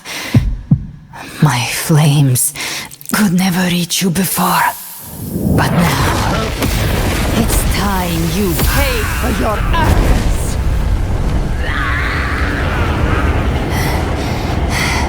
The hunt begins.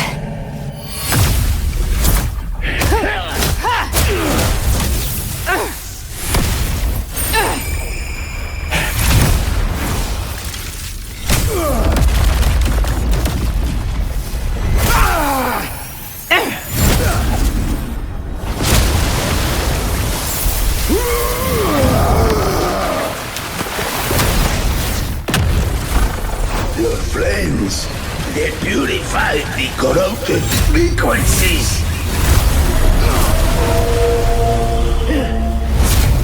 Bullseye.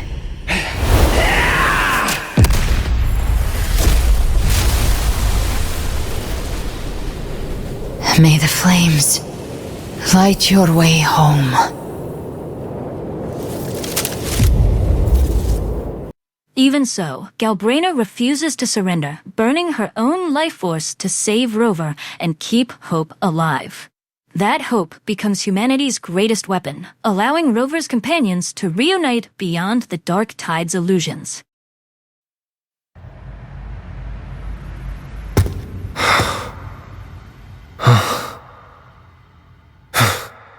We carry the dark tide's memories.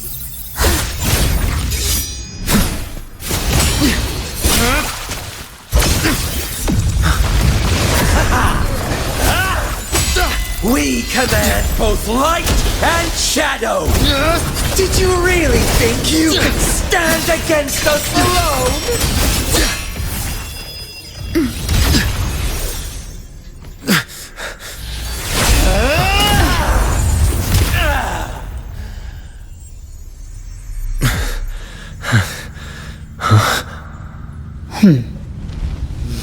Steel yourself. Defy the prophecy. Rise above fate again. If the road ahead is dark, then let the soul be the spark that lights the night. Well said.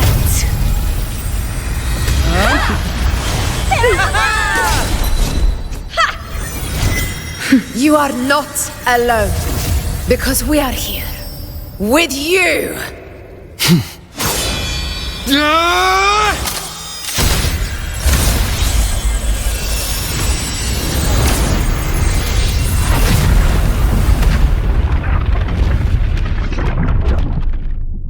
Together, Rover, Galbraina, Augusta, Yuno, and their allies storm the heart of the journeying paradise and confront Leviathan itself.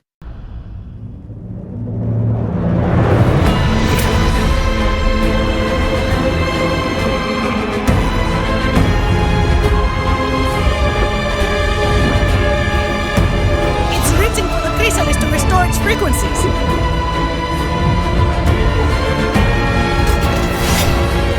I'll handle it!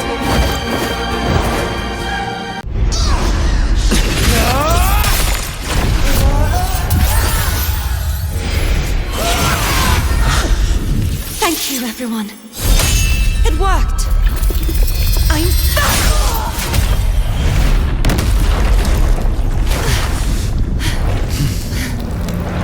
Fleur-de-lis! Wilt thou cast aside thy godhood once more? I stand here in the name of humanity. If my humanity alone can't sway you, then we will defeat you together. Thou dare pit mortal will against the divine. When we hold the deepest abyss of despair.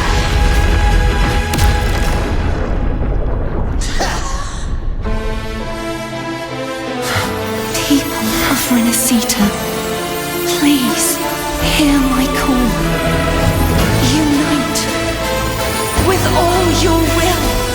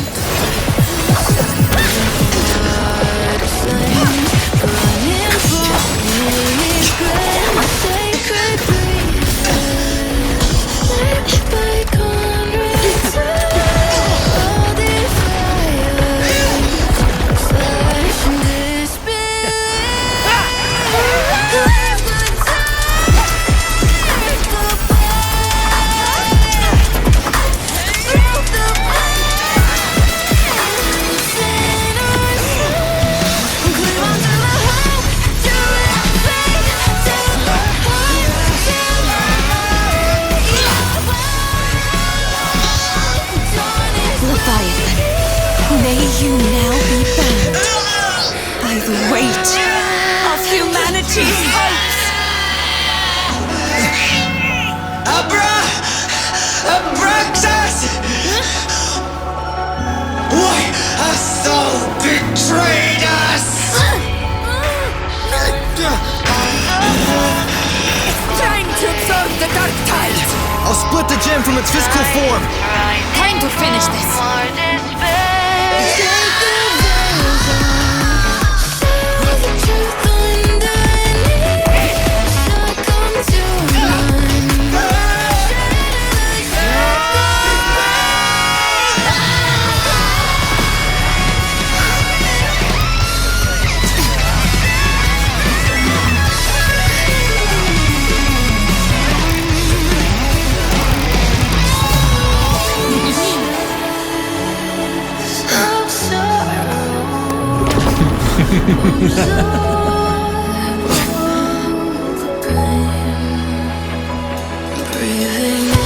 Our paths were never truly opposed. One day, they shall cross again. Remember this. We were once your wastelands.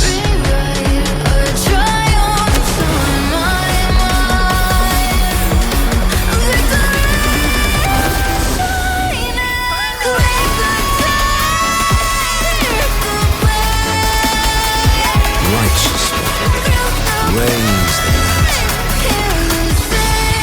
Within it lies the will of every primus of the order, from Napoli II to my own resolve and atonement. Let its light banish this final darkness. Renecita will surely know a lasting dawn. After an epic battle, Leviathan is finally defeated. The Threnodian's gem is sealed, and the endless dark tide disappears as dawn returns to Renecita.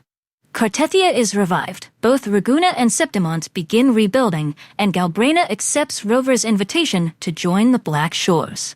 Before departing, she finally reveals her true name, Angel, promising that this is not goodbye, but the beginning of another journey. After defeating Leviathan, Rover returns to the Black Shores, where a mysterious frequency is detected beneath the sea. Following a fragmented signal, Rover discovers a spatial rift projecting the ruins of an unknown city called Honami. Despite every attempt by the Black Shores, no one can enter the rift, until Rover is suddenly pulled inside by a mysterious hand wearing a moss-covered wristwatch.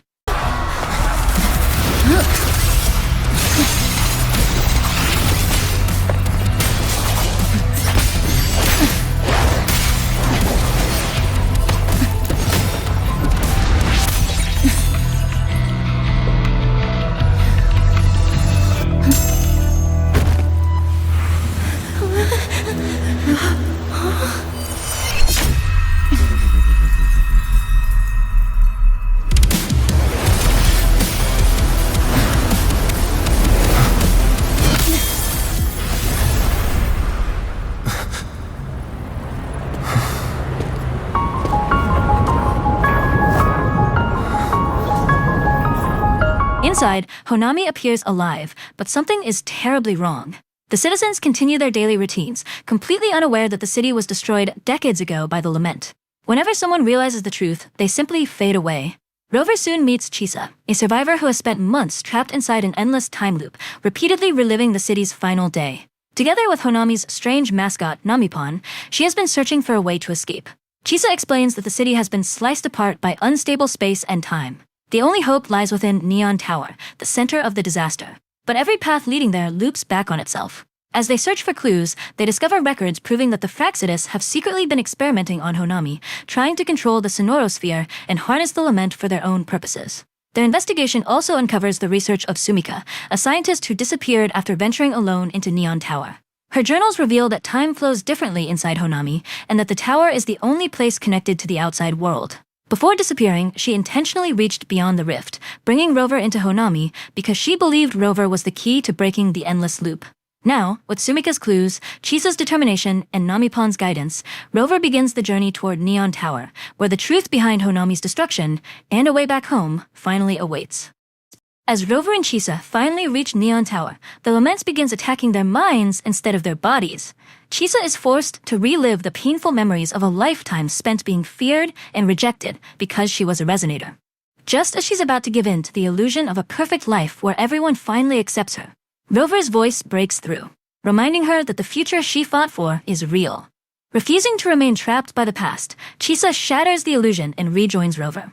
Together, they defeat the entity guarding the tower, allowing Honami's endless time loop to finally collapse.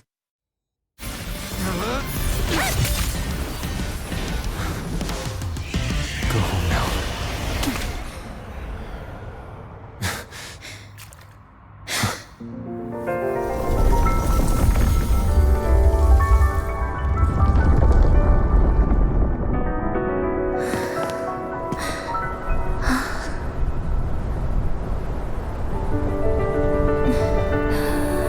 I'm finally back. Welcome back.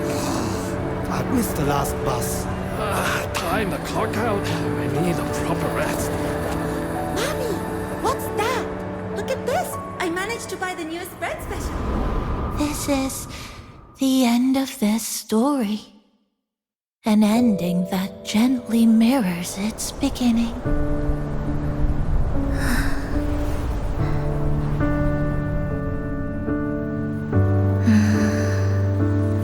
By the way, about that anomaly, I made a new discovery.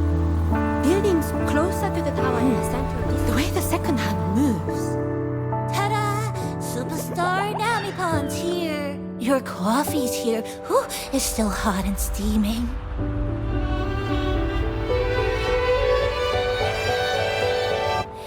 If I could climb the entrance. Come on over and try your father's new dish. Just glad you're back. Just glad you're back, Chisa. Wherever you go, whenever it is, you'll always have a place with us. Stay safe. Stay happy. What a lovely ending. Lantern lights glow warm, curtains sway in tease and the boat comes home. Dear passengers, this is as far as I go. The trapped souls of the city are at last able to move on, while memories of Sumika and Honami's peaceful past gently fade away. Although Chisa struggles to accept losing everyone she met in the Sonoro, Namipon unexpectedly returns, bringing a smile back to her face. With the lament gone, Honami's connection to the outside world is restored. Chisa finally admits that her overclocking condition still threatens her life, but Rover promises to take her to the Black Shores, where Sumika's fellow researchers may be able to help. As the two prepare to leave together, Abby finally breaks through the reopened rift, reuniting with Rover. With Honami finally at peace, Rover and Chisa step into a new future, leaving the ruined city behind at last.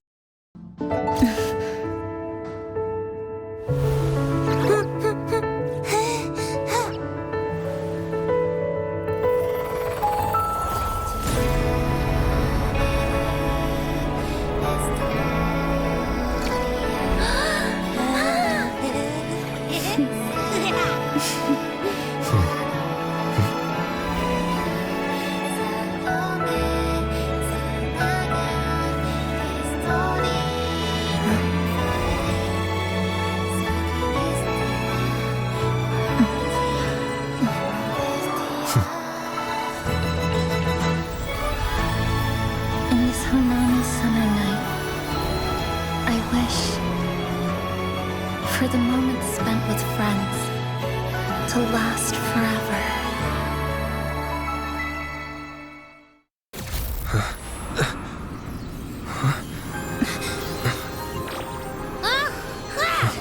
Why are your frequencies leaking all over the place? It's like something's pulling them out. Is that Star Torch Academy? After restoring Honami, Rover receives a message from Shorekeeper, revealing that the next destination is Lahairoi, a land without a sentinel, where the mysterious Void Storm may hold the key to restoring Rover's lost frequency.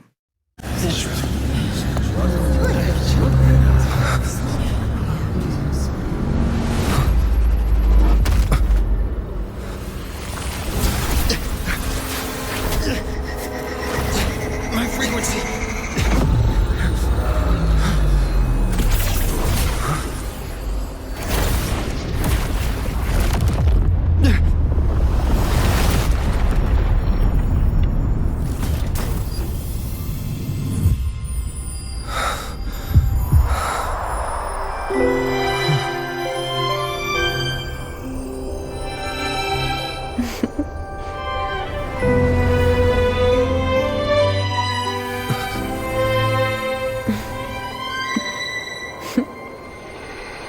Journey well.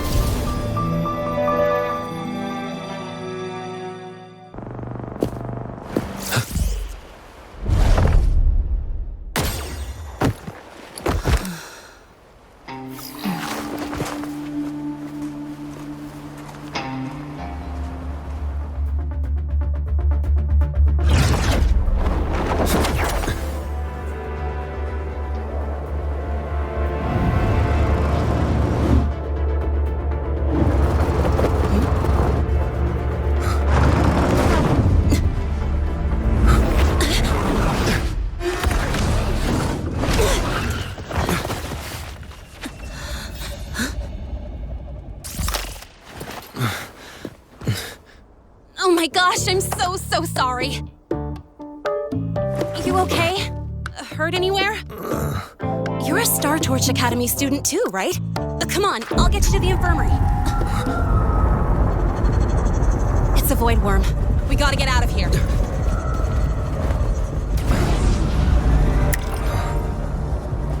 Hold tight.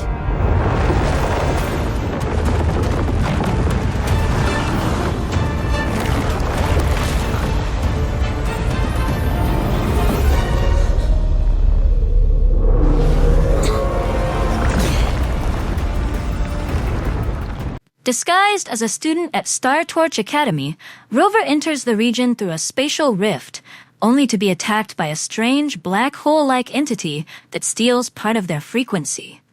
A mysterious girl saves Rover before vanishing. Moments later, Rover meets Linne, and together they escape a massive void worm on her motorcycle, racing across the breathtaking landscapes of Lahairoi as a brand new adventure begins. After arriving in Lahairoi, Rover enrolls as a student at Star Torch Academy while searching for the missing frequency stolen during the journey through the Void Storm. Doctors confirm that the lost frequency can't be recovered yet, but they provide Rover with a cassette, a device that protects against the deadly Void Storms and grants access to the Research Institute. There, Rover encounters the mysterious researcher Mornier, who strangely recognizes them, while forgotten memories begin surfacing, hinting at a hidden connection between the two.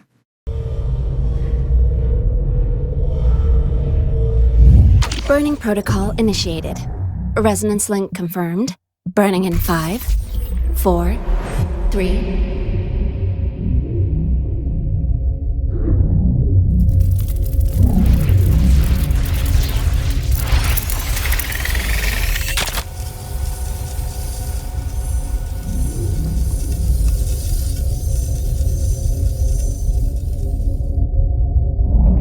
Breathing seems normal. Heart rate should be fast, I think. You're awake.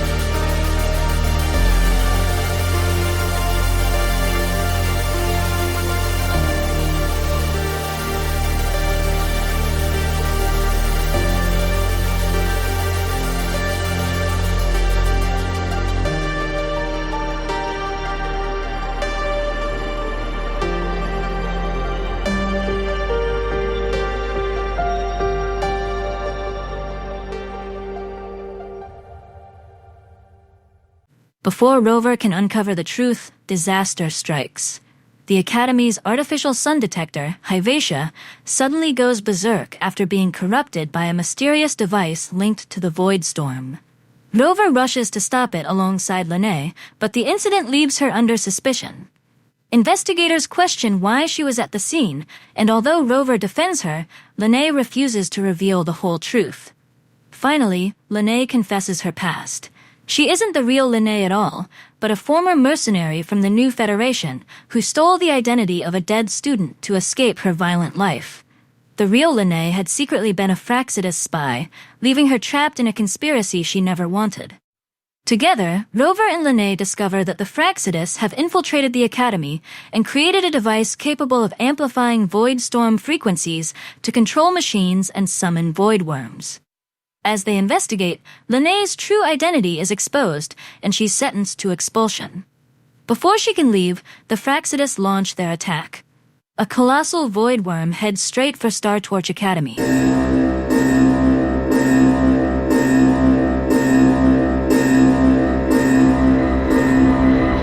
Dark alleys. Hushed whispers. Greedy eyes hiding behind masks. That was everyday life for a mercenary. I used to wonder, what if the sky above me wasn't always black?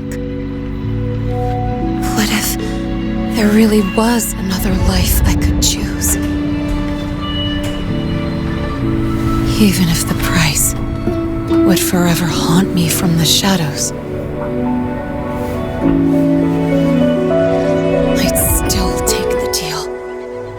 No question.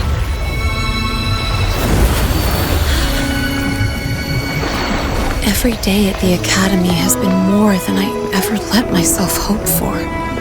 The bright halls, charging into the unknown with people who had my back, eyes locked on the edge of the world, those good mornings at dawn, moments that don't just shine, but burn. Now I know that living, really living, has colors I didn't even know existed. So bright, you'd bleed to hold on to it. But just like the stories in all those old comics, stolen time always comes knocking.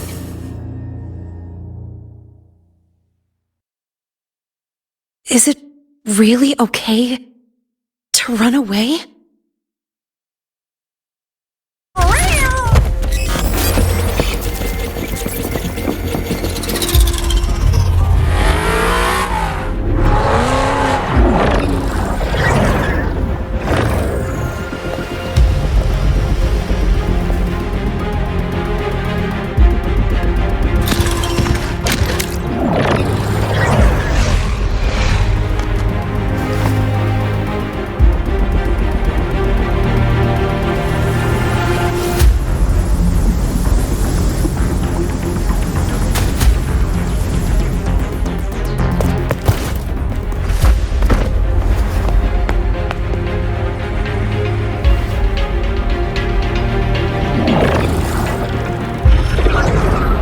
Will the Void Worm break into the Academy?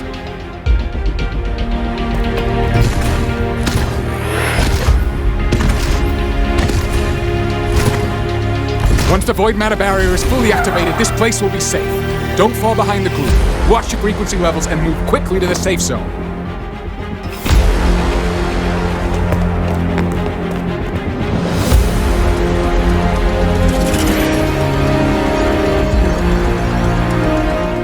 While Rover activates the Institute's anti-void worm defense arrays, Linne risks her life distracting the monster, pushing her resonance power to its absolute limit.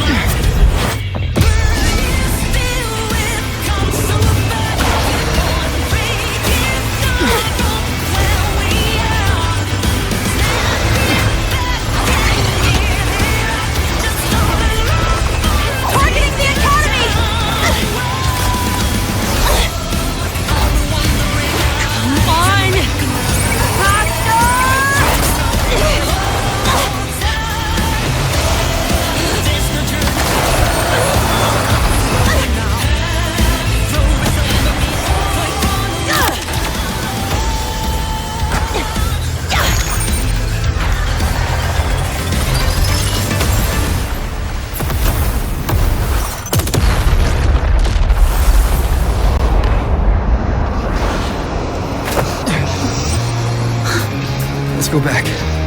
Together.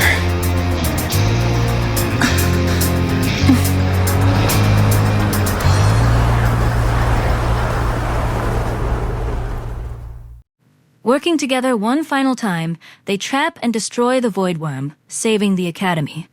Instead of punishment, Linne is offered a second chance. She can now enroll under her real identity and begin a new life free from her past. But just as the celebration begins, a mysterious voice, to Rover, protect the sun. The battle may be over, but an even greater mystery has only just begun. Following the battle at Startorch Academy, Rover meets Professor Mornier to investigate the Hyvatia incident. During their conversation, Rover is struck by a mysterious vision from someone calling them Arbiter. The unknown man begs for help, warning that the Heliogear, the heart of Lahairoy's new solar ceremony, is in danger. Believing the message is real, Rover and Mornier begin searching for its source. Their investigation leads them to the Roya tribe, where a series of artificial void storms begin appearing across the frozen wilderness. Hidden devices infused with voidworm energy are creating the storms, threatening both the people and the sacred Solaskin creatures. Following the clues, Rover discovers that Forseer Ingvar, a future member of the Heliotic Six, is somehow connected to the mysterious devices. While escorting a rescued Solaskin to the ancient village of Halderheim, Rover earns the Roya's trust and takes part in the rite of return. During the ceremony, another void storm erupts, forcing Rover and Mornier to stop yet another corrupted device. The same mysterious voice appears once again, guiding Rover toward the hidden sanctuary known as Sol Asylum. Inside Sol Asylum, Rover finally meets the Shaper, one of the Heliotic Six. He reveals the devastating truth. The Heliogear, the system that predicts disasters and protects Lahairoy, has been corrupted. 5 members of the Heliotic Six have already lost their minds to the corruption, leaving only the Shaper conscious. For centuries, the Six sacrificed their own lives to calculate the future and keep the Exostrider's ancient seal intact. With no successors ready to replace them, the Shaper asks Rover for permission to bear the burden of all 6 members alone, knowing it will eventually destroy him. Respecting his resolve, Rover grants his wish, restoring the Heliogear and saving Lahairoy. But as the rite of return strengthens the ancient seal, a darker conspiracy is revealed. Ingvar has been working with a hidden mastermind, who orders him to silence Mornier before she can uncover the truth.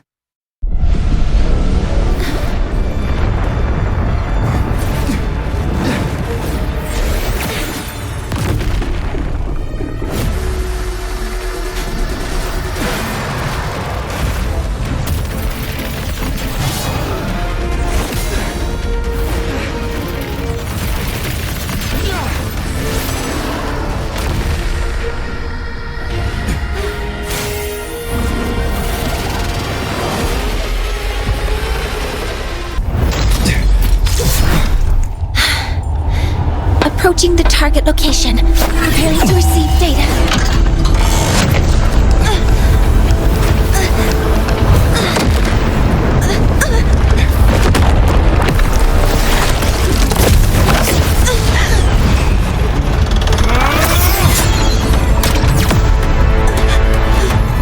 Automatic concentration is increasing. Abnormal expression detected in the reactor drive. Evacuate immediately.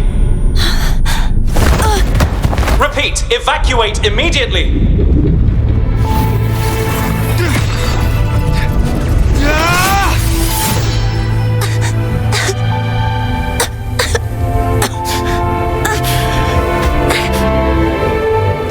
We have already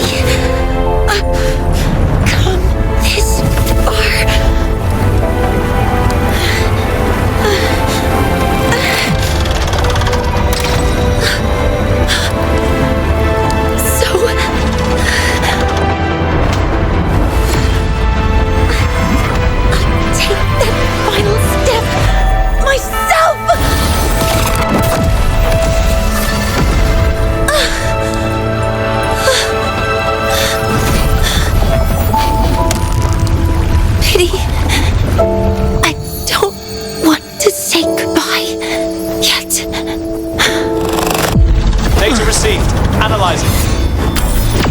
Professor Mornier, are you there?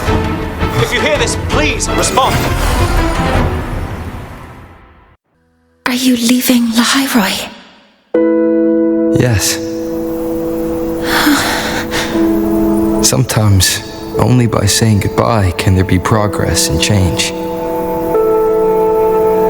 After all, even if I leave,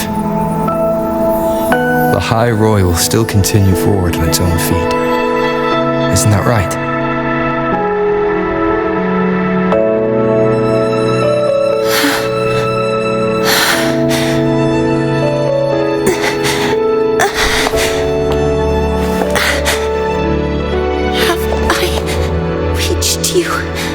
This time, Mentor. Starlight. Report. Data analysis complete. Helios is operational again. Where my heart is ever to do. Just one look of you. How wonderful. Sun. So beautiful.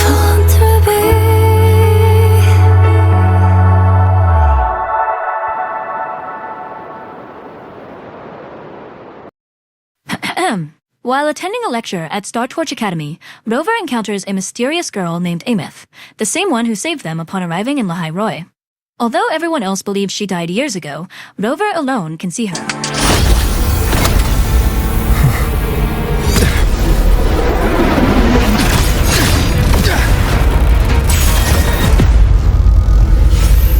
My frequency loss. It's getting worse.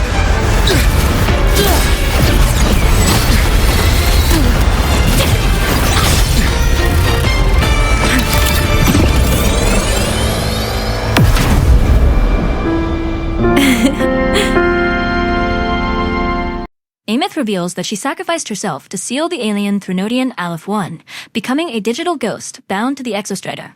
Together, they set out to recover Rover's stolen frequency and restore Ameth's fragmented existence. Their journey takes them across the frozen wilderness of Lahai Roy, uncovering the forgotten history of the world. They learn that the etheric sea sealed Solaris away from the stars, stranding humanity on the planet, while Aleph-1 remained imprisoned beyond the Strider Gate. Exploring the ruins of an ancient space station, Rover discovers a shocking recording, showing someone with the exact same appearance standing in the sky during the world's greatest catastrophe. This file, it looks like a recording.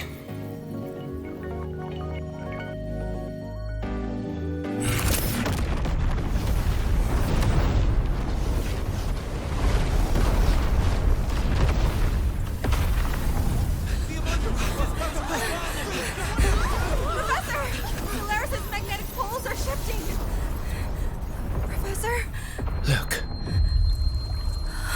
Someone's falling straight from the etheric sea.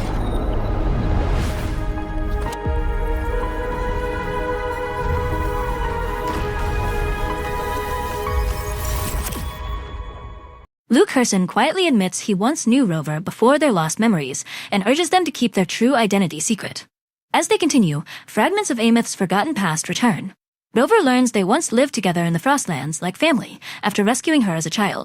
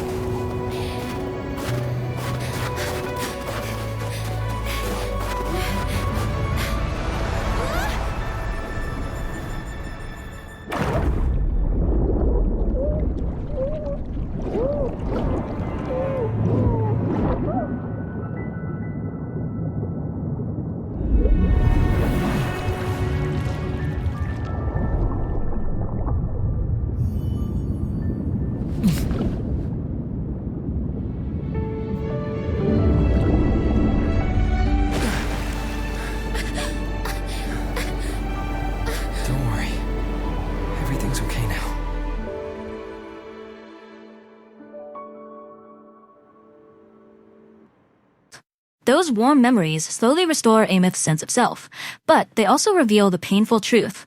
Everyone she once loved disappeared long ago, leaving only her behind. Eventually, Sigillum attacks again, forcing Rover into Ameth's mind. There, she reveals the secret she has hidden all along. Rover is not truly from Solaris, but from another world, sent here on a mission with no possibility of ever returning home.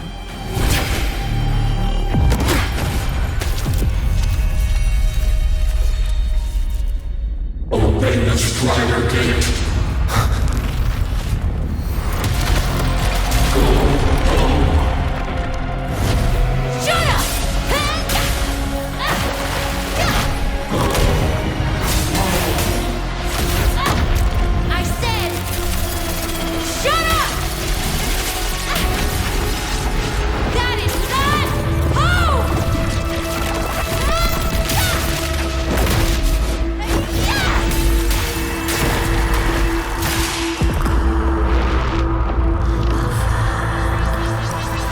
I won't allow anyone.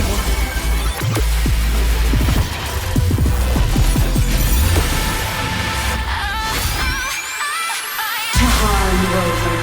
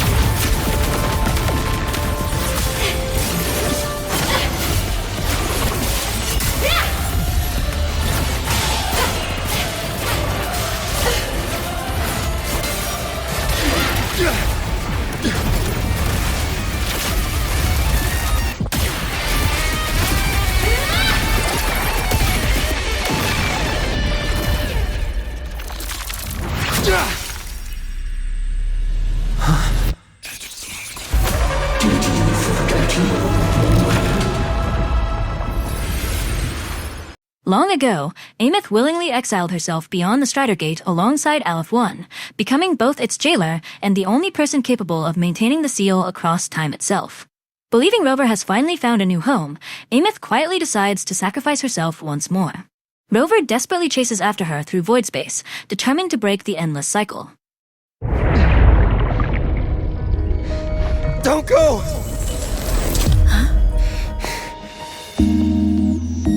This can't be the only way. It is. The void matter can't hurt me.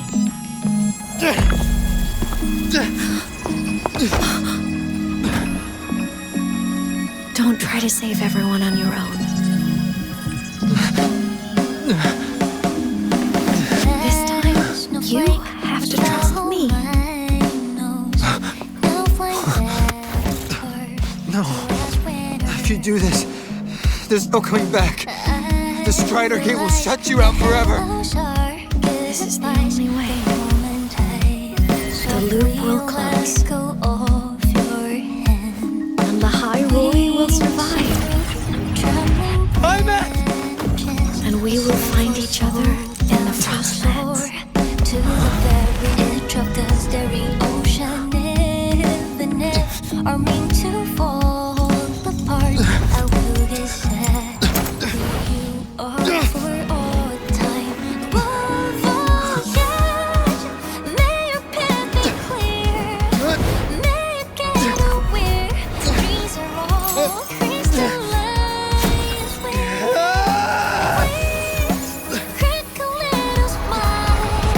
You won't be alone in this world you've chosen as your own. Don't worry, I'm well aware that all's no face meltingly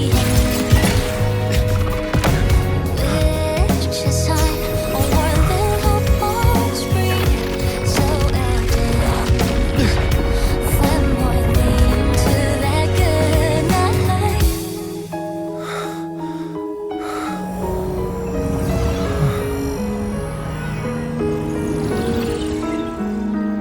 Above all else, may your path be clear. May you get aware. Dreams are all crystallized. Please, crack a little smile.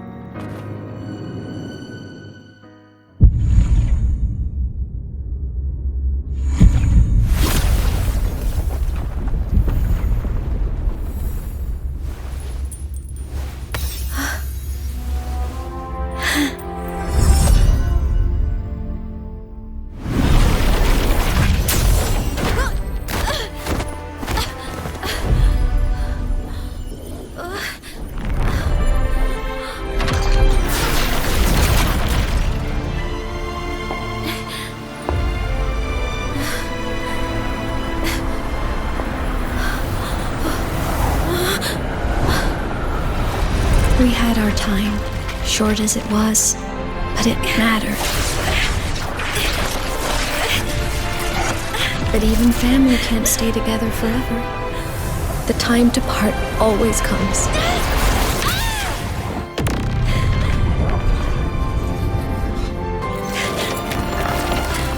I've long come to terms with this responsibility.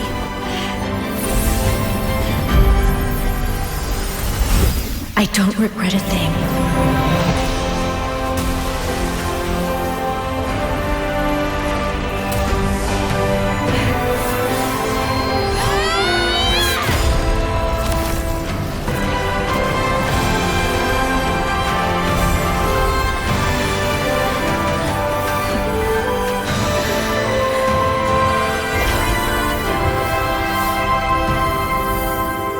But still.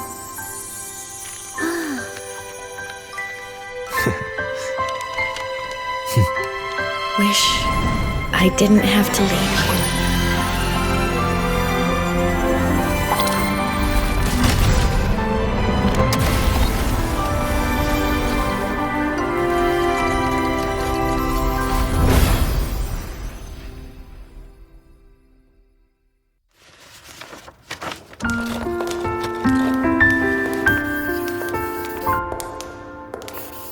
So, what kind of person do you want me to be when I grow up? A teacher? A scientist? A singer? Which should I choose? Maybe a model? Oh, a pastry chef? Oh, what about an animal caretaker?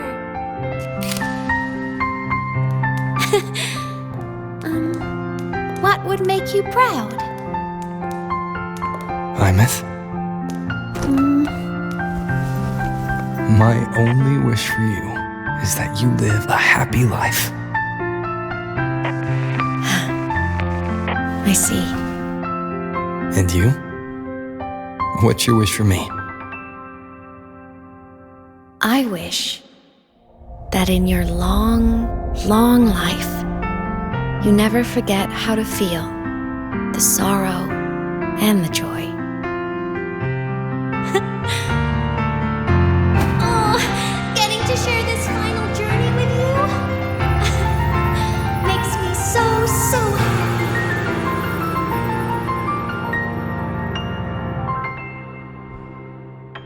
Although they cannot bring her back, they find her empty body resting peacefully inside the simulator where she first died. Standing before the silent Exostrider, Rover makes a solemn promise. One day, no matter the cost, they will bring Ameth home.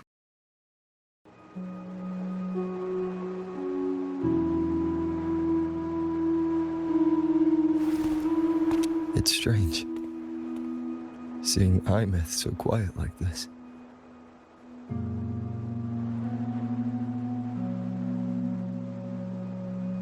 I will cross the Strider Gate and bring you home. When the mortality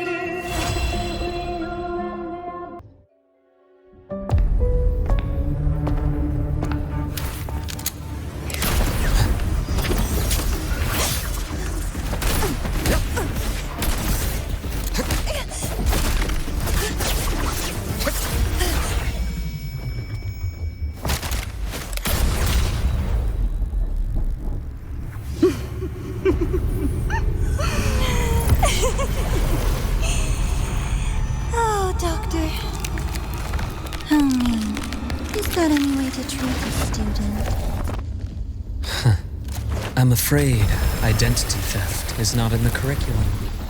Isn't that right, Grand Architect of the Fractsidus?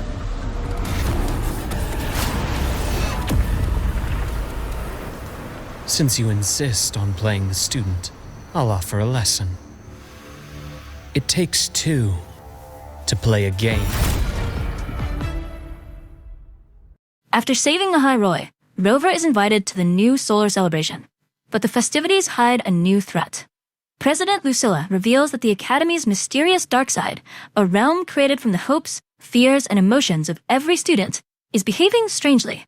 Students have begun suffering nightmares and mental breakdowns, while an unknown presence inside the dark side appears to be manipulating them. Entering the dark side, Rover encounters distorted memories of students crushed by pressure and self-doubt. A mysterious voice tempts them to abandon their dreams, while tacit discords, which should never exist there, begin appearing. During the investigation, Rover meets Sigrika, a gifted student destined to become one of the next Heliotic sects.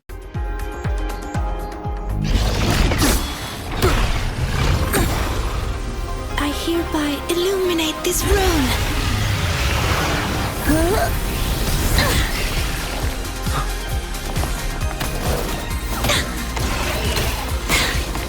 Be gone at once!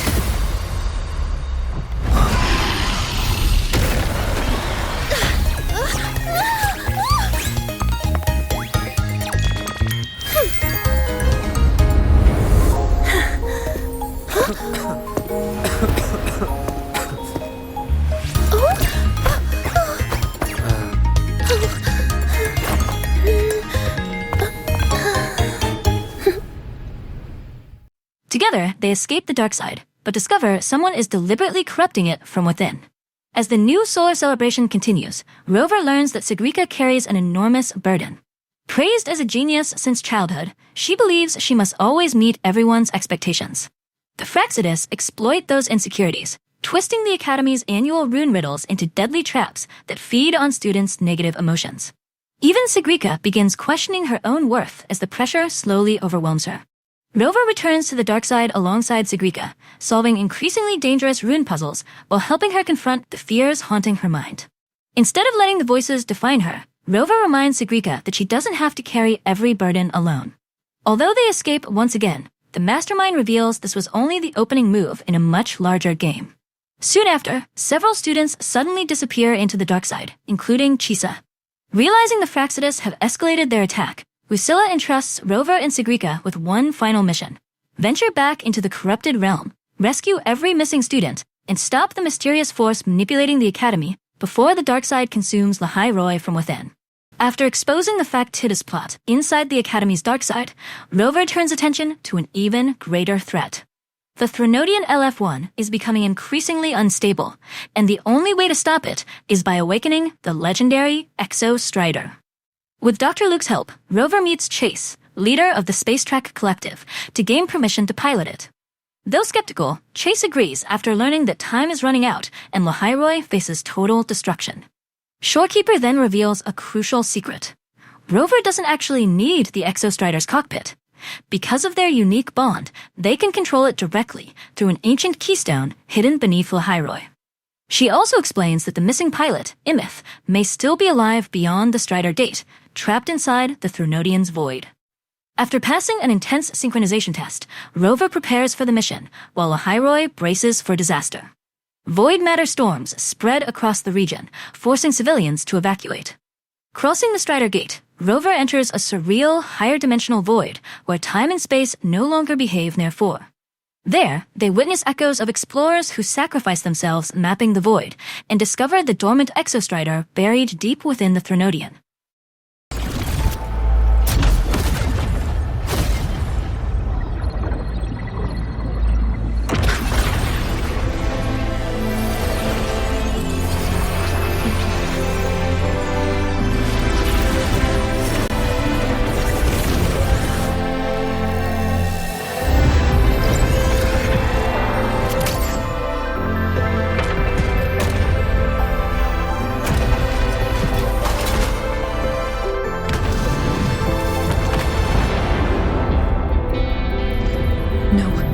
That would level all of Lahairoi. Then there's only...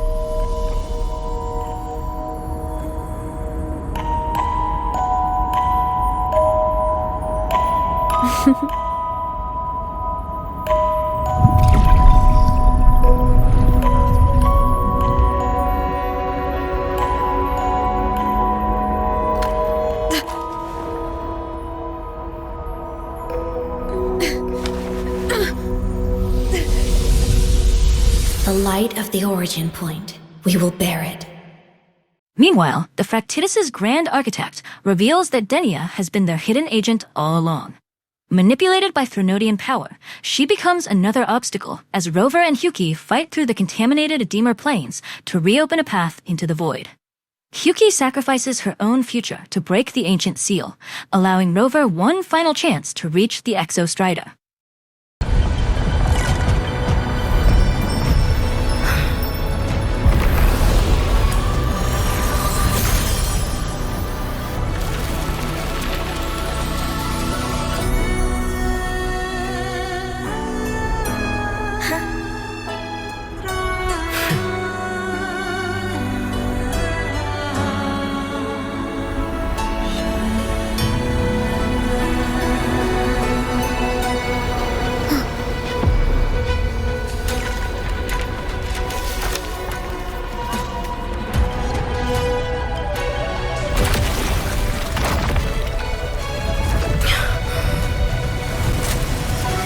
The dark tide. Hyuki, let me help! No need. I must do this myself.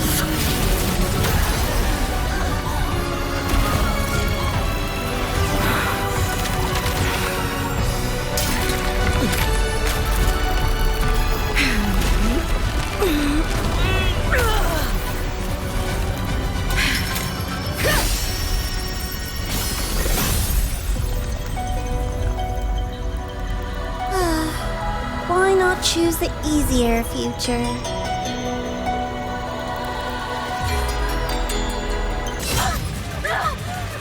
This is all pointless!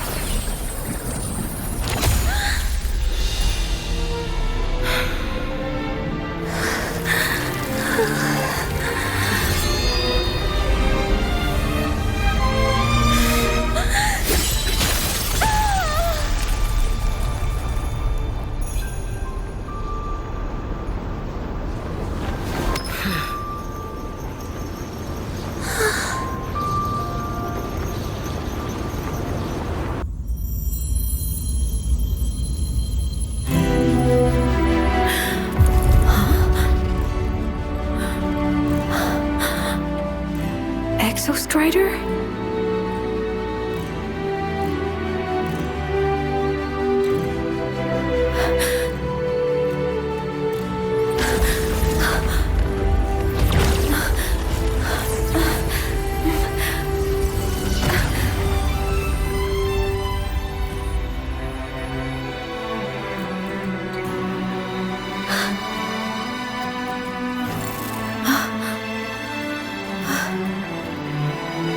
Someone consumed by void matter. Come here. The Exostrider's power is nearly spent, but I'll do my best to protect you.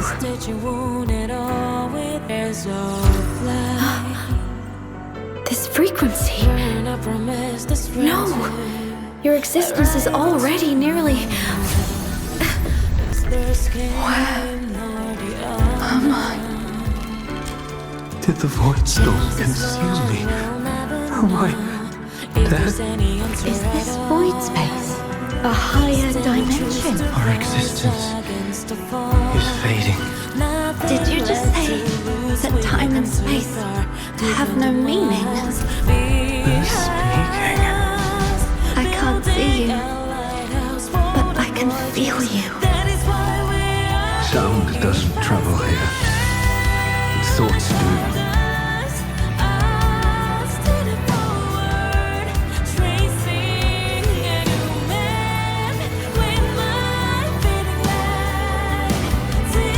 The Exostrider? Why is the Exostrider here? What happened? The light? What should we do?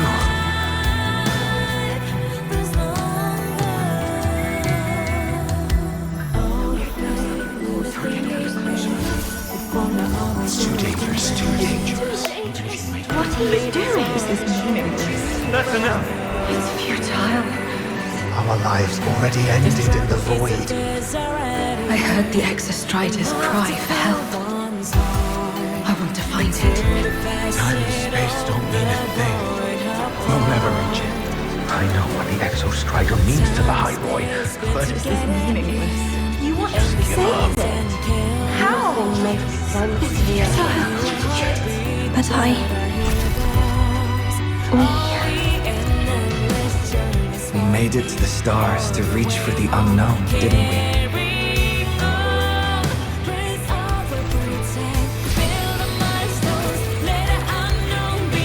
Just another step on a long road of discovery. you... This is where we came from. A space-time coordinate with the Exostrider is the origin? But that's impossible inside a black hole.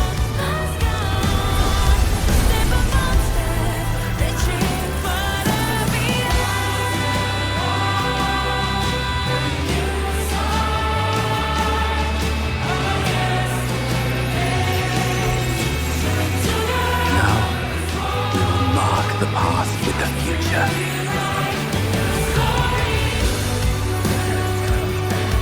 Thank you. You charted the unknown with your lives.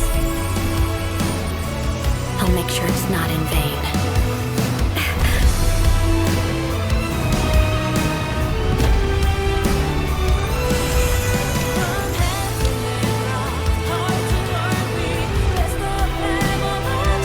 The light of the origin point. We will bear it.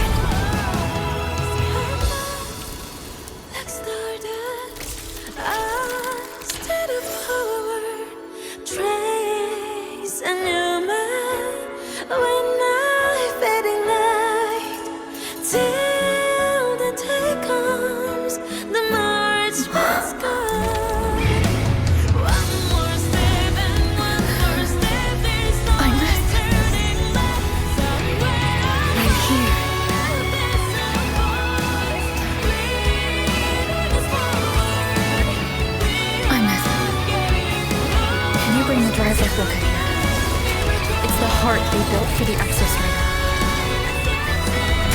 Don't worry. This time, we'll save the world together. Okay. I'll bring you back humanity's hope. So, wait for me. At the heart of the void, the Exostrider finally awakens after receiving its newly built, human-made reactor drive. Together, Rover, Imith, and the Exostrider drive back LF-1, banishing the Threnodian beyond the universe instead of destroying it. Lahairoi is saved, the void storms disappear, and the explorer's dream of reaching the stars lives on.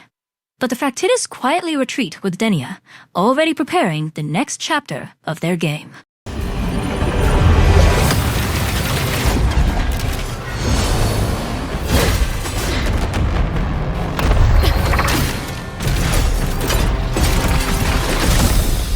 The Exostrider's frequency is decaying. Its